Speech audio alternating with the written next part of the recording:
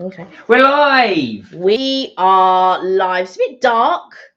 There we go. Mark's moving it down. We got the Starbucks. So our customary Starbucks. So guys, we're sorry we're a bit late. We had a few technical difficulties. Yeah, again, I don't know what's going on with this thing, but also, you know, I got caught up doing a couple of things, and then we just decided, oh my god, it's the live.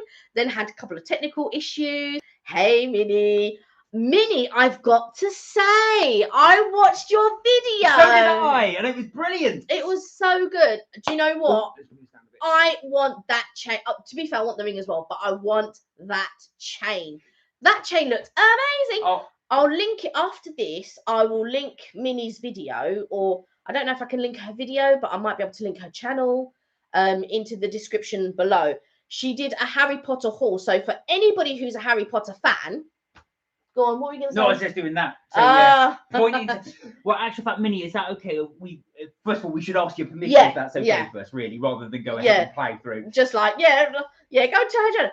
If it's okay with you, Mini, I would like to put your channel in the description after this. I'll add it to the description, if that's okay. Yeah, but if not, do say, because we don't want to say. But we loved it. We thought it was absolutely brilliant. We loved good looking at all your Harry Potter. Kelly got very, very jealous, especially one of the books. I was like, oh my god! I want that book. I so want that book. No, because it was what was the book? I can't remember what the book was. Because you had the you had the two that I had, the two notebooks. Was it a book? I know that it was the necklace. It was a necklace, and also, you love your necklace as well. You know, the one necklace. It's Harry's wand. Oh, and Minnie said yes, permission. Thank you, Minnie. But we want to promote your channel as well because we thought it was brilliant. It was so good. It was so good, and I also liked as well. Then did you notice that? Minnie, the earrings, the lightning bolt earrings. Earrings. So Minnie's got the lightning bolt earrings, and they look really, really good. So very impressed, Minnie. We really did like that. And you liked the Mina Lima poster. Yes. The Quibbler. The Quibbler. Funny enough, Minnie, when we went into I was going to say we didn't actually go into what was the shop again? Mina Lima. When we went into Mina Lima, they actually had the posters all hung up there. So we did. I have actually seen those posters, and they're quite reasonable, aren't they? They're about a tenner each or something like that. I can't remember. I forget how much. But you also saw it the first time we went to platform 9 3/4. You saw it there. The very first time they had it, but they didn't have their posters up this time when we went. No, they didn't actually, and I don't know why that is. I don't know. It's because they want people. It's not as anyone would touch it, handling it. Yeah. But they don't because you obviously when you've got posters up, they normally have them in the little. What do you call that? Concertina, which you flap through. You flick through.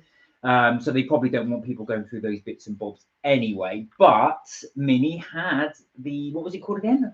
Not Quidditch one. The Quibbler. Quibbler. That's it. The Quibbler. She had the Quibbler one. I keep on calling it Quidditch. Quidditch. No, she had the Quibbler one, which was then what is by Mina Lima, because there's a shop local to her where they actually is the only shop that actually do Mina Lima stuff. Oh yeah, that book. Yeah, I remember. There's a book that you showed. It was a book. It was a book that you showed which had little pop-up bits in it. Oh my, like that looks so good. Yeah. I remember the book now. I was thinking, what book? Because I remember the potion book. And all that. Minnie said, yeah, it's the only shop that's not a full Mina Lima shop. They send things there straight from London. I was like, oh my god, yeah, cool, amazing. Yeah. Do you know what? We would love, if you do ever get to London, we'd love to take you there because I think you would really, really like it. Yeah, you would. You really would. We have put it online, so you've probably seen it in one of our videos. But it's a very quaint shop. So you go in and there's this little doorway, little stairway down to the bottom where a lot of the and they got all the newspaper articles. That's right. Along the stairwell as you're going down, which I really loved. And the wallpaper's amazing in there. They've got the several types of wallpapers. They've got one wallpaper that's all the Harry Potter. I don't know why I'm doing this, good point, but it's all the different posters. And then you've got, what was the tapestry? One? The tapestry. Yeah, the tapestry. But I loved that book. And I saw a book similar. I think I did video it when we were going down the stairs and you could actually open it. Hi. Is that Anista Dev? Hello. How are you? Welcome. Do you love Harry Potter? Yes, I'm a real Harry Potter fan. Huge. Do you like Harry Potter? Yes. Do you like Harry? I'm looking for my glasses because I put them away. I put them away. So I'm like this, going back and forth. So Oh I'll yeah, read them as well. yeah. And, You read. I'll read them. Have I pronounced your name properly? Is it Anist? Anist? Are you talking about Harry Potter? We are. We are talking about Harry Potter. So yes. I'll tell you what we were talking about. We were watching one of Minnie's videos, and Minnie did a little synopsis on her Harry Potter things. Hey, Leash. Oh, hey, Alicia. Oh, Janet's there as well. Hello, Janet. Hi. How are you? Oh, and he said, I want to tell you something. Go on, tell us away. This will be interesting. Tell us. So you want to tell us something? We were talking about there's a shop in London called Mini, and that sells a lot of Harry Potter stuff. So they do the graphics. Yes. The graphics for Harry Potter, and did a lot of concept art for the movies and things like that. So they have at the shop they have a lot of props. So yeah. And the lady, I was about to say, oh, we got that, but we didn't get that from Mini. No, we didn't get that. I got my bag from Mini. When Kelly says that, it's I always show this every live. It's the chocolate frog. Yeah, it's the chocolate frog. So yeah, the chocolate frog on the cushion bit. That's from Forbidden Planet, but they do sell it actually. One of the Harry Potter the main Harry Potter shop in studios. In Warner Brothers Studios. So if you ever go to Warner Brothers Studios and you want to purchase one of those, you can. Or if they have any left at Forbidden Planet, then you can purchase it at Forbidden Planet. Cheaper, because it's cheaper at Forbidden Planet. Forbidden Planet, it's £27. I was about to say dollars, £27. But in Warner Brothers Studios, it's how much is it in Warner Brothers Studios? It was like £50, wasn't it? So Anise said, search it. It will be a coincidence. What are we searching? What are we searching? Are you meaning your name, or are you talking about the Harry Potter part? Alicia said, we're good, thanks. We just had wags. It was nice. So you just I love a bit of wags. Wagamama's. So you just come back from Wagamama's. Your chili squidded out. Yeah, you would have had chili pepper squid, right? But yeah, I haven't got. Oh damn! I haven't got my tablet with me. I don't know where is that your tablet then? Yeah. It's just charging at the moment. Just charging. Yeah, I will do. Let me grab it, and I shall do some research. You got me intrigued now. You can grab my glasses as well. They're just on the table over there. I put all my college stuff there. So guys, I had a mock exam yesterday, and out of 100, I scored 98. So I was so pleased to score 98 out of 100. So yeah. Right, so I'm just gonna. That's very good. Yes, very good. You. I was very pleased. Right, now I can see. Oh, my name. He says Google his name. Right, I'm doing that right now. Right. So, or her name. It could be her. Yeah. I don't know. He or her. We're gonna Google it right now. So yeah. So I am a big fan of Harry Potter. Thank you, Minnie. Thank you. I was really pleased, and I was really happy because I wasn't nervous doing it. I had worry in the sense that would I have retained all the information, and the pass mark was 58, but I didn't want to get a pass. I wanted to get higher than a 58, so when I got a 98, it would have been a 97. But I caught something just in time. But I was really, really pleased with the 98. I was so happy. I was just thinking, oh my god. So that was for but we've got another couple of ordinarily there'd be another couple of exams. But you have an hour and a half to complete the exam. So you had to do like 3 letters, you had to do a news column and all of this type of stuff.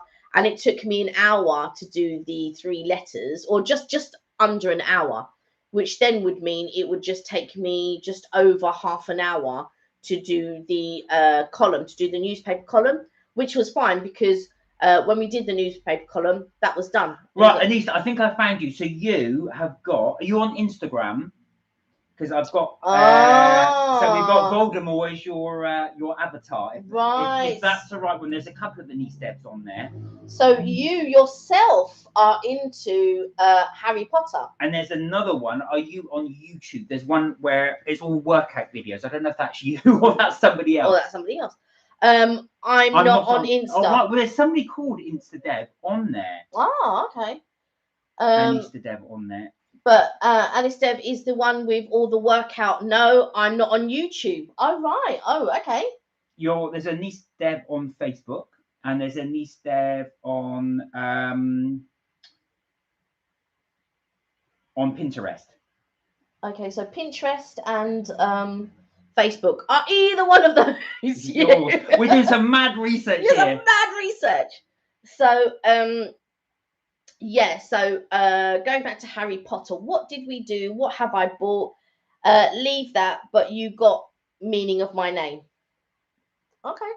Oh, Lord Voldemort. Yeah, that's right. Okay. There's a Facebook that says Anise Dev, and in brackets Lord Voldemort. Right. I don't know what the connection is there, so I can't be that big of a fan if I don't know what the connection is. No, well, obviously they're saying that they're a big. It's coincidence. I've got my Harry Potter fan live stream. Oh, really? Oh, fantastic! Oh, can you let us know the details, because I'd be interested in seeing that, and I'm sure Minnie would be as well, because we're both big Harry Potter fans. I haven't read the books for a very long time. I've been sort of getting a little bit of a fix through Fantastic Beasts and Where to Find Them now, because obviously that's going to be won't be as good as Harry Potter, because the books were amazing, and this time she hasn't done books to Fantastic Beasts. It's just scripts that she's done. So whatever you see on the movies, whatever you'll get in the book. So I've just finished watching all 8-part recently. Oh, wow. What do you think of the books compared to the film? Now I think we were talking about this on Tuesday. Actually, Anise just said I've just watched the film, not the book. I haven't read the book. I was just about to say, have you read the books? I loved the books more than the films. Don't get me wrong, I enjoyed the films, and I think if I hadn't read the books, I'd be much more into the films, I think. But yeah, I watched Minnie's video, and she had this super cool wand necklace, which I so want. And I know it was long, but I like it because it was long as well. So yeah, I will have to look into that. We'll have to look into the Mililima. Now, if you watched our previous video, we did go into, as we said, we went into Mililima, but we didn't see that necklace there. I'm planning to buy a book set, but not buy them as I've watched the film. Right. Oh, I see. So you wouldn't read them. If you ever do change your mind, I really highly recommend it, because in the second book, which is one of my favorite sort of like scenes, they do like Professor Lockhart decides to celebrate Valentine's Day, and when they celebrate Valentine's Day, he decides you can basically rent a Cupid to go to the person that you fancy, and they sing them a poem, or read them a poem, or sing them a little tune or whatever. And somebody sends one to Harry, and Harry realizes it's for him, and he tries to escape and try to get away from the Cupid. It's hilarious. And the twins in the book are a lot more fun. The twins are actually my favorite characters in the books. They're hilarious. In the books, they are absolutely hilarious. They do a thing called Tongue Toffee, and so basically the Weasleys decide to come and pick up Harry, and they use the Flume Network, and when they go to use the Flume, so they travel to Harry's house, to the Dursleys' house, and they knock into something, and then somebody else comes through and knocks into the dad, and they've knocked into each other. Of course, you realize then that the chimney's blocked. They've blocked up the chimney with a fake fire. So now, and they're all coming through, via flu powder into the Dursleys' chimney, which has been blocked up. It's very funny. I highly recommend. So many scenes were left out of the book. Yeah, the Weasley twins, they're my favourite characters in the book. Not in the film, but in the book. They're hilarious. Both of them hilarious. So where are you based, Denise? Because I think if you're based, we're based in the UK. So if you're based in the UK, we definitely recommend you going to the Warner Brothers Studios tour. Like I said, I'm not mad into Harry Potter, so nowhere near like Kelly is, but that was really, even I enjoyed that. I thought that was really good. And Talking of which, we are going to download the final part. Yeah, because we've done 3 parts, because we went to the Warner Brothers Studios, and today I was editing the 3rd part. I'm not from the UK, from India. My well, lovely to have you here. Lovely to have you here. Such a shame that you won't. But anytime you do come, I highly recommend you go to the Warner Brothers studio tour. It's really, really good because you liked it, even though Mark's not into Harry Potter. Oh, you are lovely too. You are lovely. Thank you. Um. He You're not into Harry Potter, but you liked the actual making of it, didn't you? Yeah, so they actually, the studio actually shows you how they made the film. So they, with the set, if you do get a chance, please try and watch the video. This is me plugging the video. Yeah. Because we sort of go around and show how they, all the different props and sets and designs. So we get to see that as well. They had all the costumes there. Some of the bits we unfortunately we couldn't get to film, and that's, they actually show on the screen how they made the some of the props and prosthetics as well. Sure, I'll come one day to the UK and watch that. I think you'd really like it. You would, if you're a Harry Potter fan, it's definitely a must. But I was watching, so obviously I'm editing the third part today. I was editing it earlier. I was hoping to have it done, but I had to take a few phone calls today, so I didn't get a chance to edit or finish the thing. But like, I'm not really into sort of the making per se. I love the sort of like little intricate models that they make. But things like the prosthetics and all of that type of stuff, I think you prefer that more, don't you? Like seeing how it's done, seeing how it was created. But I'm more into the sort of acting and seeing the props when they're done, like how amazing, and you like to see how they created it. So I think that's what our two interests are, really. Is it going to be up soon? Wink, wink. Yes. Hopefully, I'm gonna. There's a part that I need Mark to do, which is just speed up one part of it. But when you get to that part, just before he speeds it up, it is just one of my favorite parts. I don't want to give too much away, but one of my favorite parts. Do you know what I've got to say? One of that was so great about the studio tour is that there's really good bits all the way through. Yeah. But you're coming to the end. You think, oh, you come to the end, and they saved some of the best bits to the end. They were really, one part in particular you'll see. Is really, really good. It really, I was actually one of those things. I was like, wow, when I saw it. Yeah. And like I said, you can't really justify it in the video. But hopefully you'll like it. Yeah, you can't. It doesn't. You have to see it in real life. Yeah. We can show it on the video, but like Mark says, it doesn't give it the justification that it deserves. Yeah. No, exactly. Until you're there in real life and you see it, and you're just like. So it won't spoil it if you see it on the video, but if hopefully you guys can get to see it one day. You'll actually be able to go, wow, when you see it. It's just the size and scale of everything. But I won't say any more. Yeah. I won't want to ruin it. Yeah. But that will go up, and we will also edit the shop. And there's two parts at the end. So there's two parts at the end that are two parts at the end that I thought were quite amazing, in my opinion. Oh yeah. I think I know. Yeah. Yes, I won't say. Yeah. But yeah, and towards the end we do a very sort of quick tour around the shop as well. The gift shop, yeah. We'll show you the gift shop. We'll also show you. We're going to upload the platform 9 3/4 shop, which is actually, as we said before, is actually based right next to platform 9. Now, if you ever go to King's Cross St Pancras, it's a massive station. There are actually several platform 9s as in different areas of the station, so it's not the platform 9 3/4 they actually shoot the movie. For those of you who are indeed interested, believe it or not, they actually shot platform 9 in York, not in King's Cross. Oh really? So it's a station in York, so York's north of England. Anissa's asked us, do you guys love traveling? We do. We do. It's the reason. It was the reason. One of the reasons why we wanted to start the channel, because when I used to watch a lot of YouTubers, and one of my cousins, she said to me, we were on our way to Mauritius, and she said to me, oh, do a video diary. So I did a video diary for her, and for the rest of the family, and sort of would send it every day or whatever. And then after that holiday, which was in 2015, in 2017, I said to Mark, do you know what? I'd really like to start a channel where we show our trips. We talk about, you know, where we booked it, how we booked it, and all that, and then show where we go and sort of hand out tips.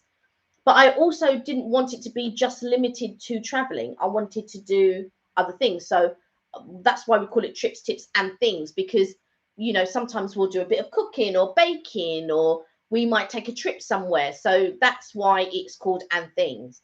But since obviously the world went into lockdown and we couldn't travel as much, that's when we just decided to, you know what, we still want to put content out.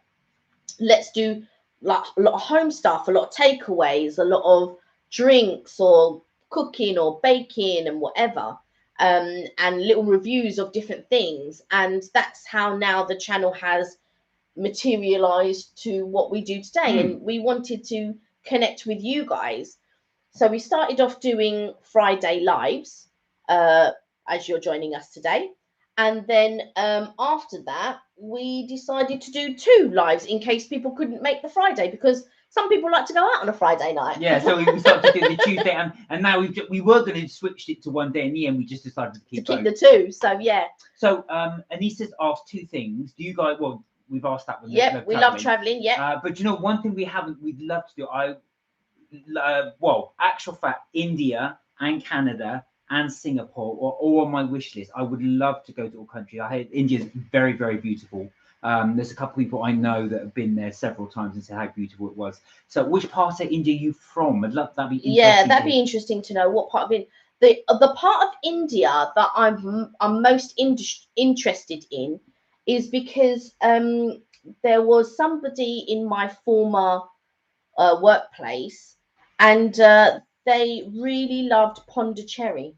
And I would really like to, you know, and he raved about Pondicherry, and I think it would be an interesting place, and I'd like to probably visit Pondicherry. So Anissa's also asked, what is your favourite character in Harry Potter? Now Minnie's responded and said, I love Luna and Hermione are my top 2 girls, that Harry Potter and Ron and Neville are my top 3 boys. Oh, you're from near Delhi, 100 miles okay. 100 miles away from Delhi. Okay. Yeah, so what's your favourite character? In the books, my favourite characters are the Weasley twins. In the book. In the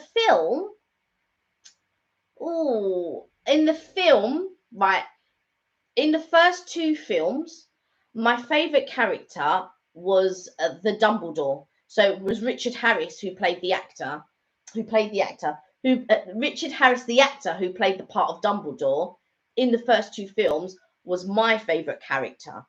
But in the books, the Weasleys were my favourite characters. But after that, once, because Richard Harris passed away, so he went then to Michael Gambon, who played Dumbledore. I don't know who my favourite characters are in the films, I've got to say. That's a tricky one. I've got to say, I like the darker characters. So Yeah. like you, I like Lord Voldemort. I do quite like the names escape me now. Who's Lucius? No, not Malfoy.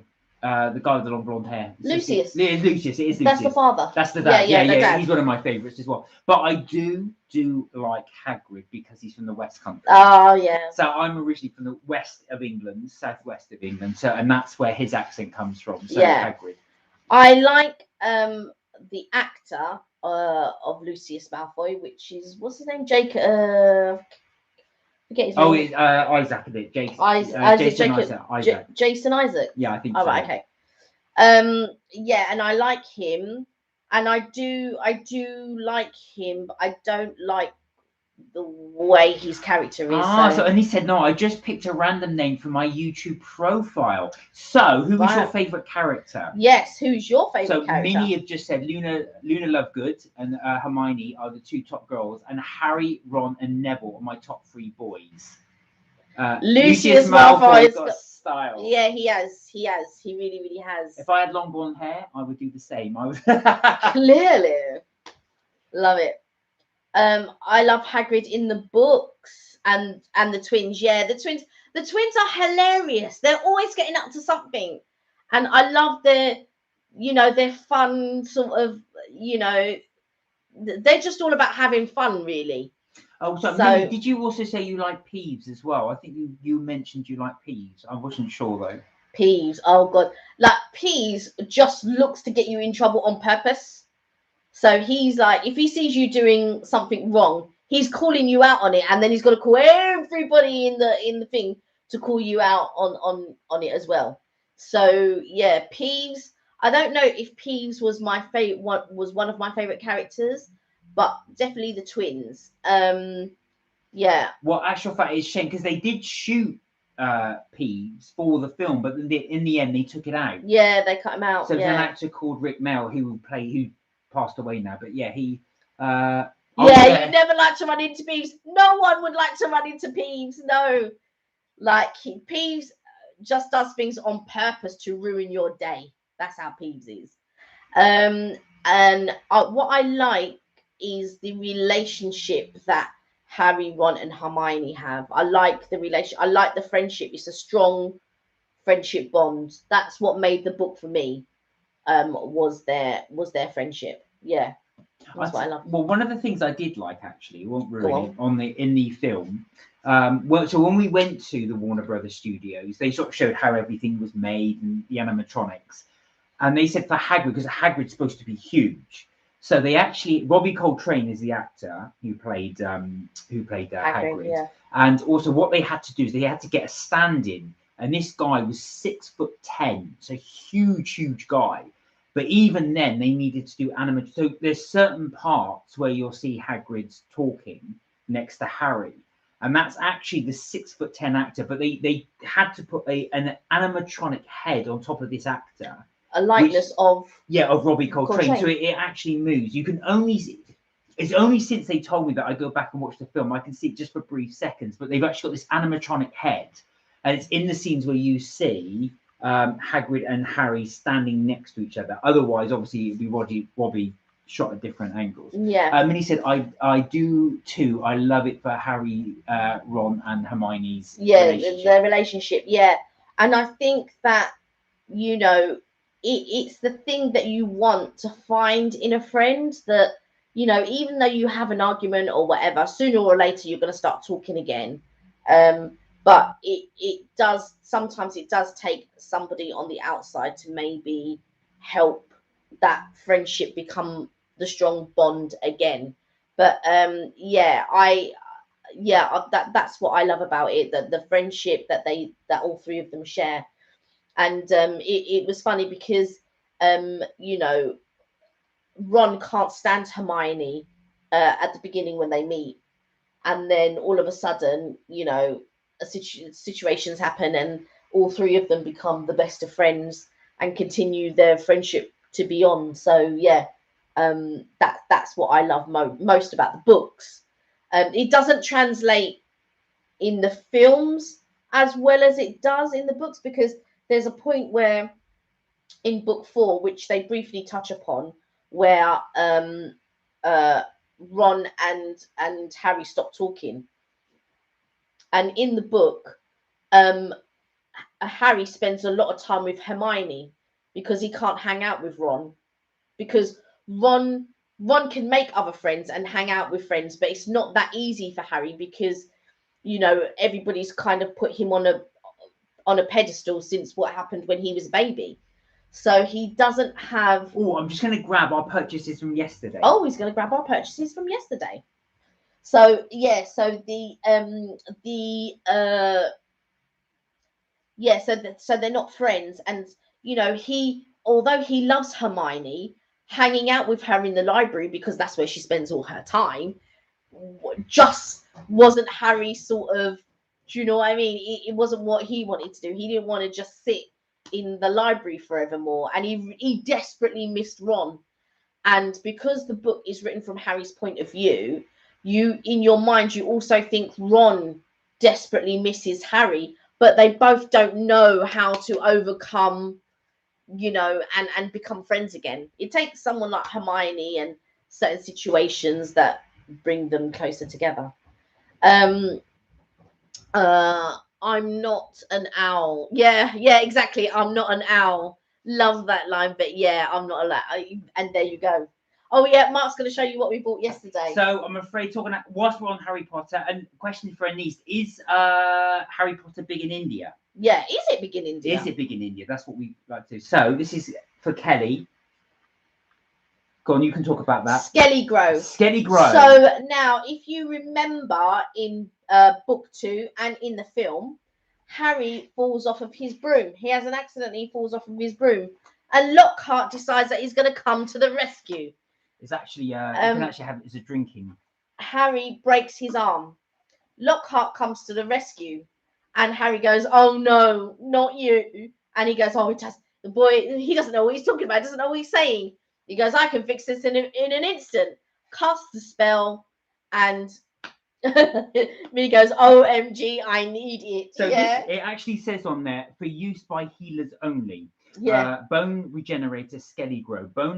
Bonified results every time. Sold only by Rubens, was it Wickinus? Winnicus. Rubens Winnicus and Company Incorporation. So there you go. It's the Skelly Grow, and you can take it off. You can use it as a water bottle. You can use it as a water bottle and have it in there. So that's the first purchase we got yesterday. Kelly sort of, oh, give me that. So I got her that. And then, of course, 3D. So if you can see, as I twist it, can you see that? You've got Harry and Sirius Black. As I twist it, you can probably just... Yeah, you can. Yeah. So that's a 3D thing there. Although that actor doesn't look like what's his name? It is, it definitely is. Yeah, it doesn't look like it. Oh yeah, he's there. Yeah, it is. Just didn't look like him in the thing. There we go. Yeah, that's amazing.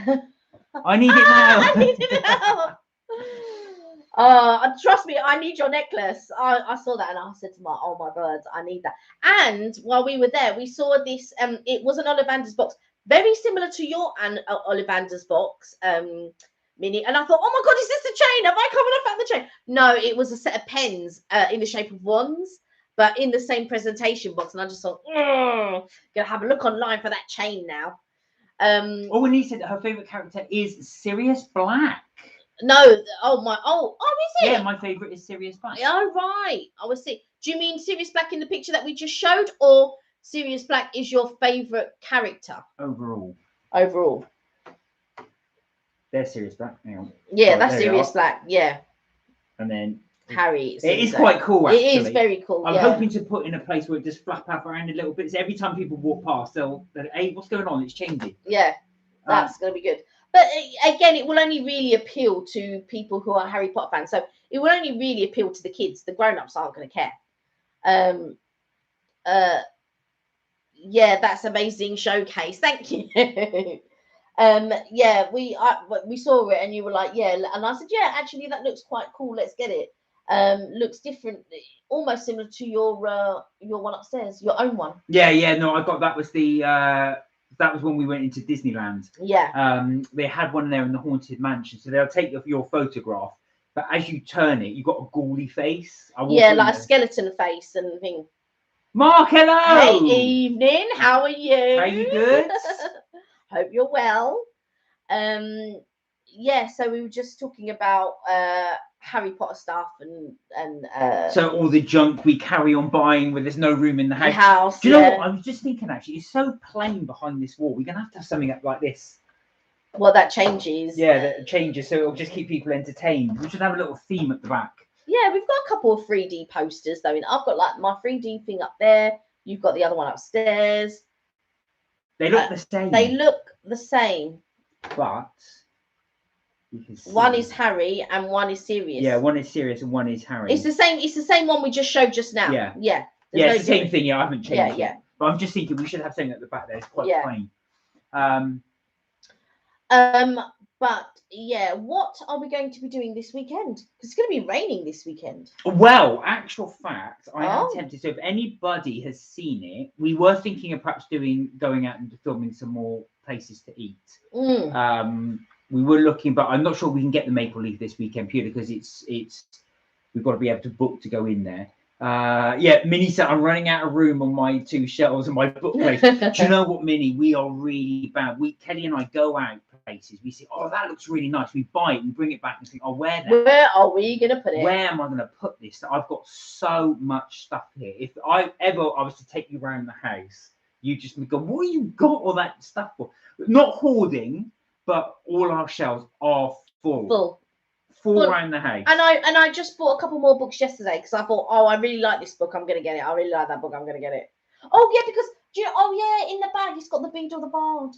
Oh, have I got to go get that? Have I? All right, I've got to go get it. In the bag upstairs. Right, Mark says before I go, I'm good.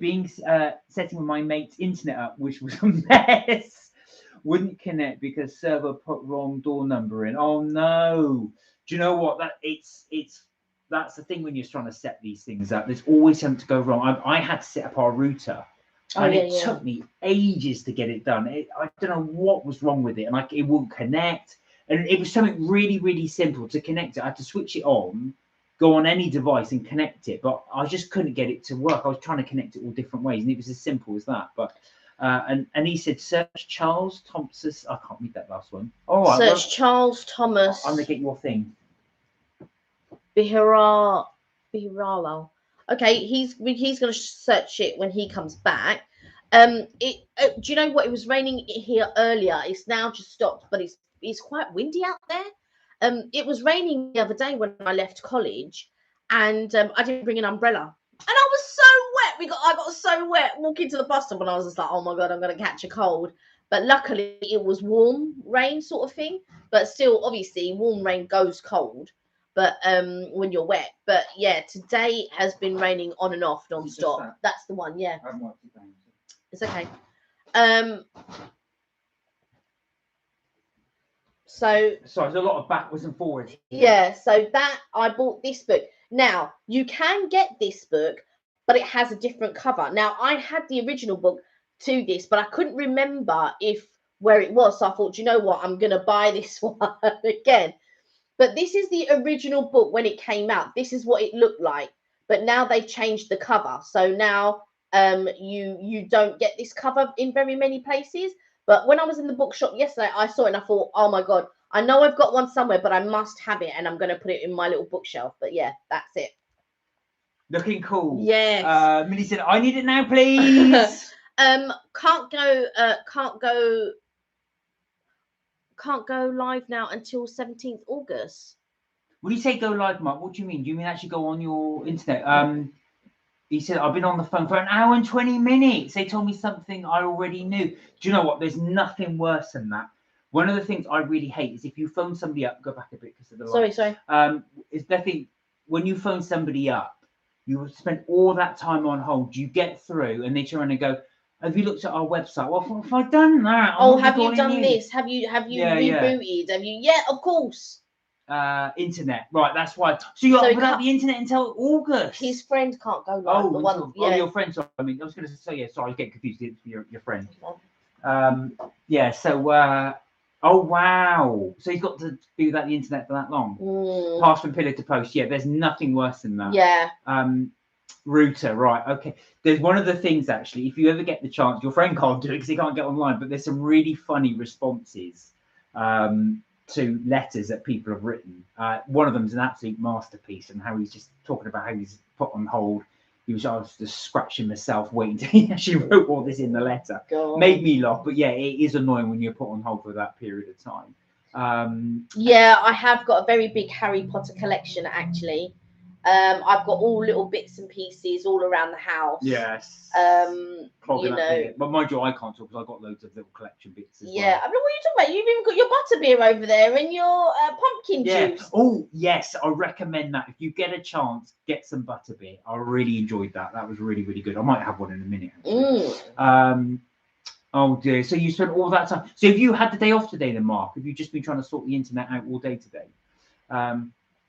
He's not at work at the minute anyway. Oh right, okay. Yeah. So I didn't realise that. Sorry. So you just that's been your day having to sort that out. Oh no. I need to look some stuff up for you, Mark. Do you know what? Last night, we were messaging each other, and I was like, yeah, I'm gonna look into that right now. But at that time, I was editing a video. I was editing the part 3 of the Harry Potter video, and not the Harry Potter, the the LNN. I can never pronounce that, the LNN video. So I thought I had hit upload, and I was dozing like this. And I was like, Mark said Kelly's got all the Harry Potter tack from Lanzarote. You just shush. You shush and you shush. That's me. I'm the tack master. Yeah, he's the tack master. And so I was like, yeah, I'll look into it. Da da da da. Probably like this. When I woke up, I thought I had uploaded the video. No, hadn't uploaded it. I was just like, oh no. Then had to hit upload. But yeah. Bless Kelly, because I started editing it while Kelly was asleep. And then I got so far with it, and then of course then you went for the upload and passed out. Yeah, I'm so tired. Lisa Boutique, Mark says, yeah. Oh, Minnie says, oh god, the cakes and brownies from LNN look amazing. Well, do you know what they were? They aren't pricey. This is Mark, you're gonna have a heart attack, but one slice of cake was £7.25. I think the prices are on the little card, right? Did you? Yeah, plus, I did put them on. Yeah. Plus, you put the Q&R code as well. Yeah. So like, if you're interested in prices. But I didn't realise. I thought they were nationwide, but they're not. They're just in London. They are called LNN London. Yeah. But they're famous as well because it's like the whole thing is pink. It's a pink boutique. You can go in there. In actual fact, some of the boutiques they've got in central London, all the walls are covered in pink flowers. So it's as Mark says, I love prices. Yeah. Bargain master in London. You'll be shocked. You're not gonna get them bargains. You'll go, how much for a slice of cake? Anise asked, are books, stories and film stories same in the Harry Potter series? Not really. What's the difference? The baseline is the same. So the baseline of the story is the same. So you have the Harry Potter, that part is the same. However, there are lots of extra things that happen in the books that are not in the that are not in the films, that didn't make it into the films, that aren't in the films. And that's a real shame, because there were so many good things, so many Minnie, we were talking about Peeves. Now he's a ghost and he's not in the book. So in book, is it book 2? Minnie will correct me, but in book 2, because in book 2, which one is it? Philosopher's Stone. So maybe it's in book 1 or is it in book 2? I can't remember which book it's in now. They have to what's his name? Yeah, it might be. It's in book 1. Hagrid gets a dragon egg, right? That's in book 1. But in the book, and he said it's book 1, right? So in the book, he gets a dragon egg. But in the book, they actually show you there's a whole thing to get rid of the dragon. They have to go onto the tower. They have to wait for witches to come fly down to pick up the box, to take the box away. So there's big chunks that was in the book that they didn't put in the film. Yeah, Minnie said book 1. Yeah, book 1, and it's things like that, when you miss out on certain things like that makes the film not as good as the book, because there are so many intricacies in the book that is just not in the film, and they had to change it and redo it and to make it fit within. But yeah, it's a shame. It's a shame. And he said Dragonburn, Hagrid's beard. yeah, he goes, oh, bless him, he knows his mummy, and then he goes, and then in the book there's a teacher who's a ghost. So the teacher's a ghost, and he's really boring. Like, the kids hate his class because it's such a boring. A lot of the kids just use his class to sleep.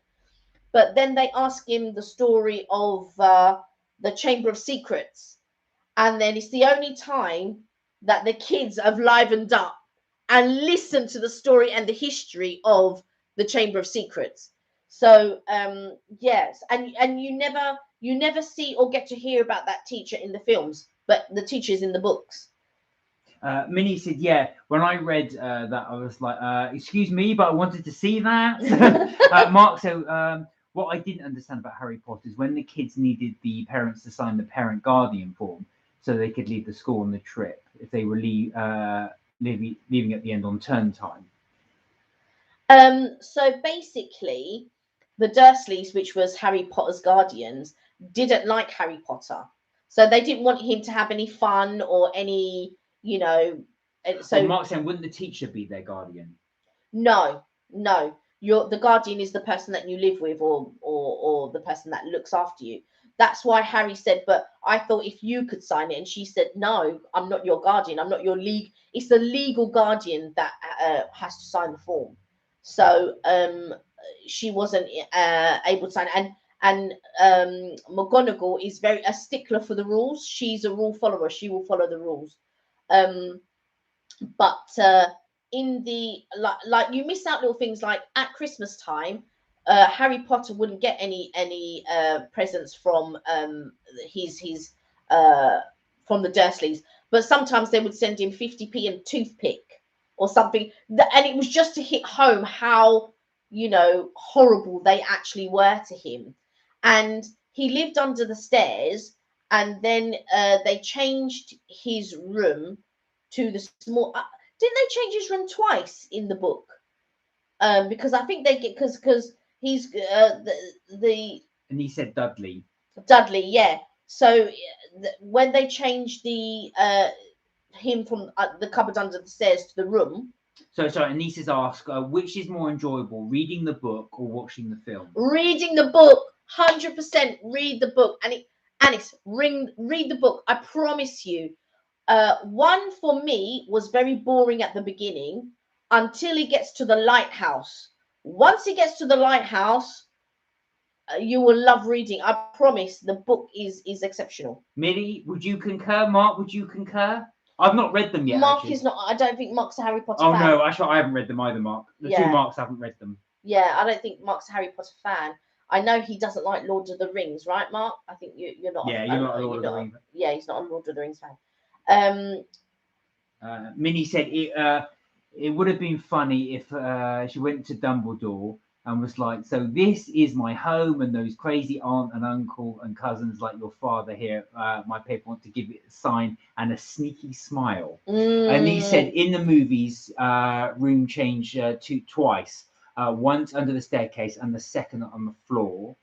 Mark said he's never read them. No, I haven't either. Yeah. Minnie said, if he did that, I would die. But yeah, but it didn't happen. Just imagine. Mark said he'd rather eat his own arm. Oh, they're so good. They're so good. Oh, dear. Do you know what? Go on. No, I was just going to say, I remember when they all first came out in the 90s, and I'd be on the tube getting to work. And like everyone normally has a book there, and everyone would have a different book. But it must have got to a stage of about 1999, 2000. Everybody's book was Harry Potter on the train. Everybody's. And I just thought, is this book any good? Like I've seen people reading it and all that, and I picked up and I started reading it from the middle, and then I saw the word Muggle, and I just thought, I put that book down and I put it away. I said no. And it was only because a friend of mine bought it for her daughter that I decided I was going to try it. Because I said to her, is it as good as everybody's saying it is? And she said yes. Rather watch Back to the Future continuously. Oh no, you don't even like Back to the Future. No, you don't. Is it that bad? So Mark, what would be do you have a trilogy or a set of either movies or books that you really enjoy? So clearly not Back to the Future, and obviously clearly not Harry Potter, but is there one sort of generation that you really think that is my go-to set? That is my thing I would watch. So it doesn't necessarily need to be wizardry or comedy. It could be something like the Godfather trilogy. It could be something like, well, actually, yeah, it is 3. They haven't done a 4th. Or it could be something else. Is there one set you like? Me said, I've watched Game of Thrones, really enjoyed it. Do you know what? We started that, Minnie. You got quite far in it. I watched it all. Oh, you did watch it all? Yeah, I didn't realize you watched it all. I watched Game of Thrones when it was on. Oh, blimey. I finished season 1 and that's as far as I got. No, I watched all of them. I did. Well, you're the one with the spare time. So I watched it while I was working, darling. Oh, yeah, well, yeah, that's not bad, is it? No. what I did, Mark and I differ very greatly. When I'm on the train to work, I watch something. When Mark is on the train to work, he games. And that is why he misses a lot of life because of the gaming. But with me, I will watch this, I'll watch that. So that if somebody turned around and had a conversation with me, I can say, oh yeah, I watched that, or I did this, or blah blah blah. Yeah. But that's why I watched it, because I watched it on the train. When I downloaded it and watched it, when the next episode come up, I would download that and watch that. But you were gaming on On at the that train, time, with so you, yeah. on the train, just something to do. And he said, yeah, it's great series, and the end is not good. Do you know what a lot of people said about Game of Thrones? They didn't like the ending. Because the ending is as life is. It is what it Well, is. don't What, ruin it in case no, anybody... I'm just saying it's what would happen today. The exact same thing. That is why a lot of people found it, but that is the reality. The reality is exactly as it ended. Oh, Mark says, so he does watch Harry Potter, but just doesn't read them. But the trilogy series would be Star Wars. I watched season 1 of Game of Thrones. Now with Star Wars, we talked about this actually on Tuesday, I think, actually. We said, obviously, now clearly, episode Star Wars, A New Hope, so episode 4, 5, and 6 are actually amazing. What did you think the previous sides to them? So what did you think of episode 1, 2, and 3? And then obviously the new ones that Disney have bought. So 4, 5, 6, 7, 8, and 9. Have you seen 7, 8, and 9? And did you also like the spin-offs? So did you like Rogue Trooper? Was it Rogue? Not Rogue Trooper. Road Trader. Rogue Trader. Rogue something. And Solo. Oh, so and he said Mark really enjoy his life in the train playing games instead of watching going to bed. Yeah, that's true. Do you know what? I've not actually gone to the office in a long, long time, so I haven't had that thing of going. But my journey's quite long; it's about an hour and a half to get to work. So I used to just bung on the games as well. But yeah, one of those people. I struggle to watch films on a little screen. You watch them on your tablet. You watch it on the plane. Yeah, that's different. I don't enjoy watching it on a small screen. Minnie said, no, don't bring up 1, 2, and 3. They belong in the bin. Yeah. And do you know what, Minnie? I've got to say, I totally agree with you. At the time, and I'm showing my age, I was really looking forward to when he brought out 1, 2, and 3. I wanted to go to this. I actually went to the cinema. I've been waiting ages. And George Lucas said he waited that many years because he wanted technology to catch up with his vision. And I watched episode 1, and like you, I thought it was terrible. Jar Jar Binks was just... I don't understand. No. Well, the thing was, when he done 4, 5, and 6, he had a mental breakdown. So I think when he said that he wanted the technology Anise has to go. Bye. Thank you for joining us. Thank you for joining Anise, us. Yes. If you do want to join us, we're UK time 6 o'clock every Friday and every Tuesday. But thank you for joining us. Yes. Lovely to have you. Lovely to have you. Thank you. Bye for now. For the moment. Yeah. But yeah, so I was going to say with the bye. Yeah, and that was it. And it wasn't just that as well. I didn't realise this though. You know, with the forest scene, so where Jar Jar Binks' tribe lives is under the water in that forest area. George Lucas used to live in Hertfordshire, which is just north of London, and he owned a huge mansion there. And his mansion's surrounded by forest, and that's where he got the idea for the forest scene, because he basically was staring out his window, looking at that, and then created this world using that. His mansion was later bought by Ozzy Osbourne. But anyway, go on. He had a nervous breakdown when he shot the 3, 4, 5, and 6. So that is why he wanted to wait until technology came on, because I think that it was a long process with regards to technology back then. But the thing is, what they didn't think about, which is what I thought. I just thought, well, if you're going to wait for technology to come on, it's not going to look as good as the other 3, because even though the technology is okay, it's not going to be the same. Hang on, sorry, Minnie's got to go. She's sorry, guys, I have to go for today. And me and my grandmother are going to spend a few hours together. And will you have an amazing weekend too? Thank you for joining us again. Enjoy your time with your grandma. Say hello to your grandma for us. Yeah. We don't know her, but I'm sure. I'm sure she's lovely. Yes. All right, take care, Minnie. Have a really good weekend. Bye. Let us know what you did. Yeah. Go on. Sorry, what were you saying? So we are talking about what were we? Oh, 4, 5, and Yeah. 6.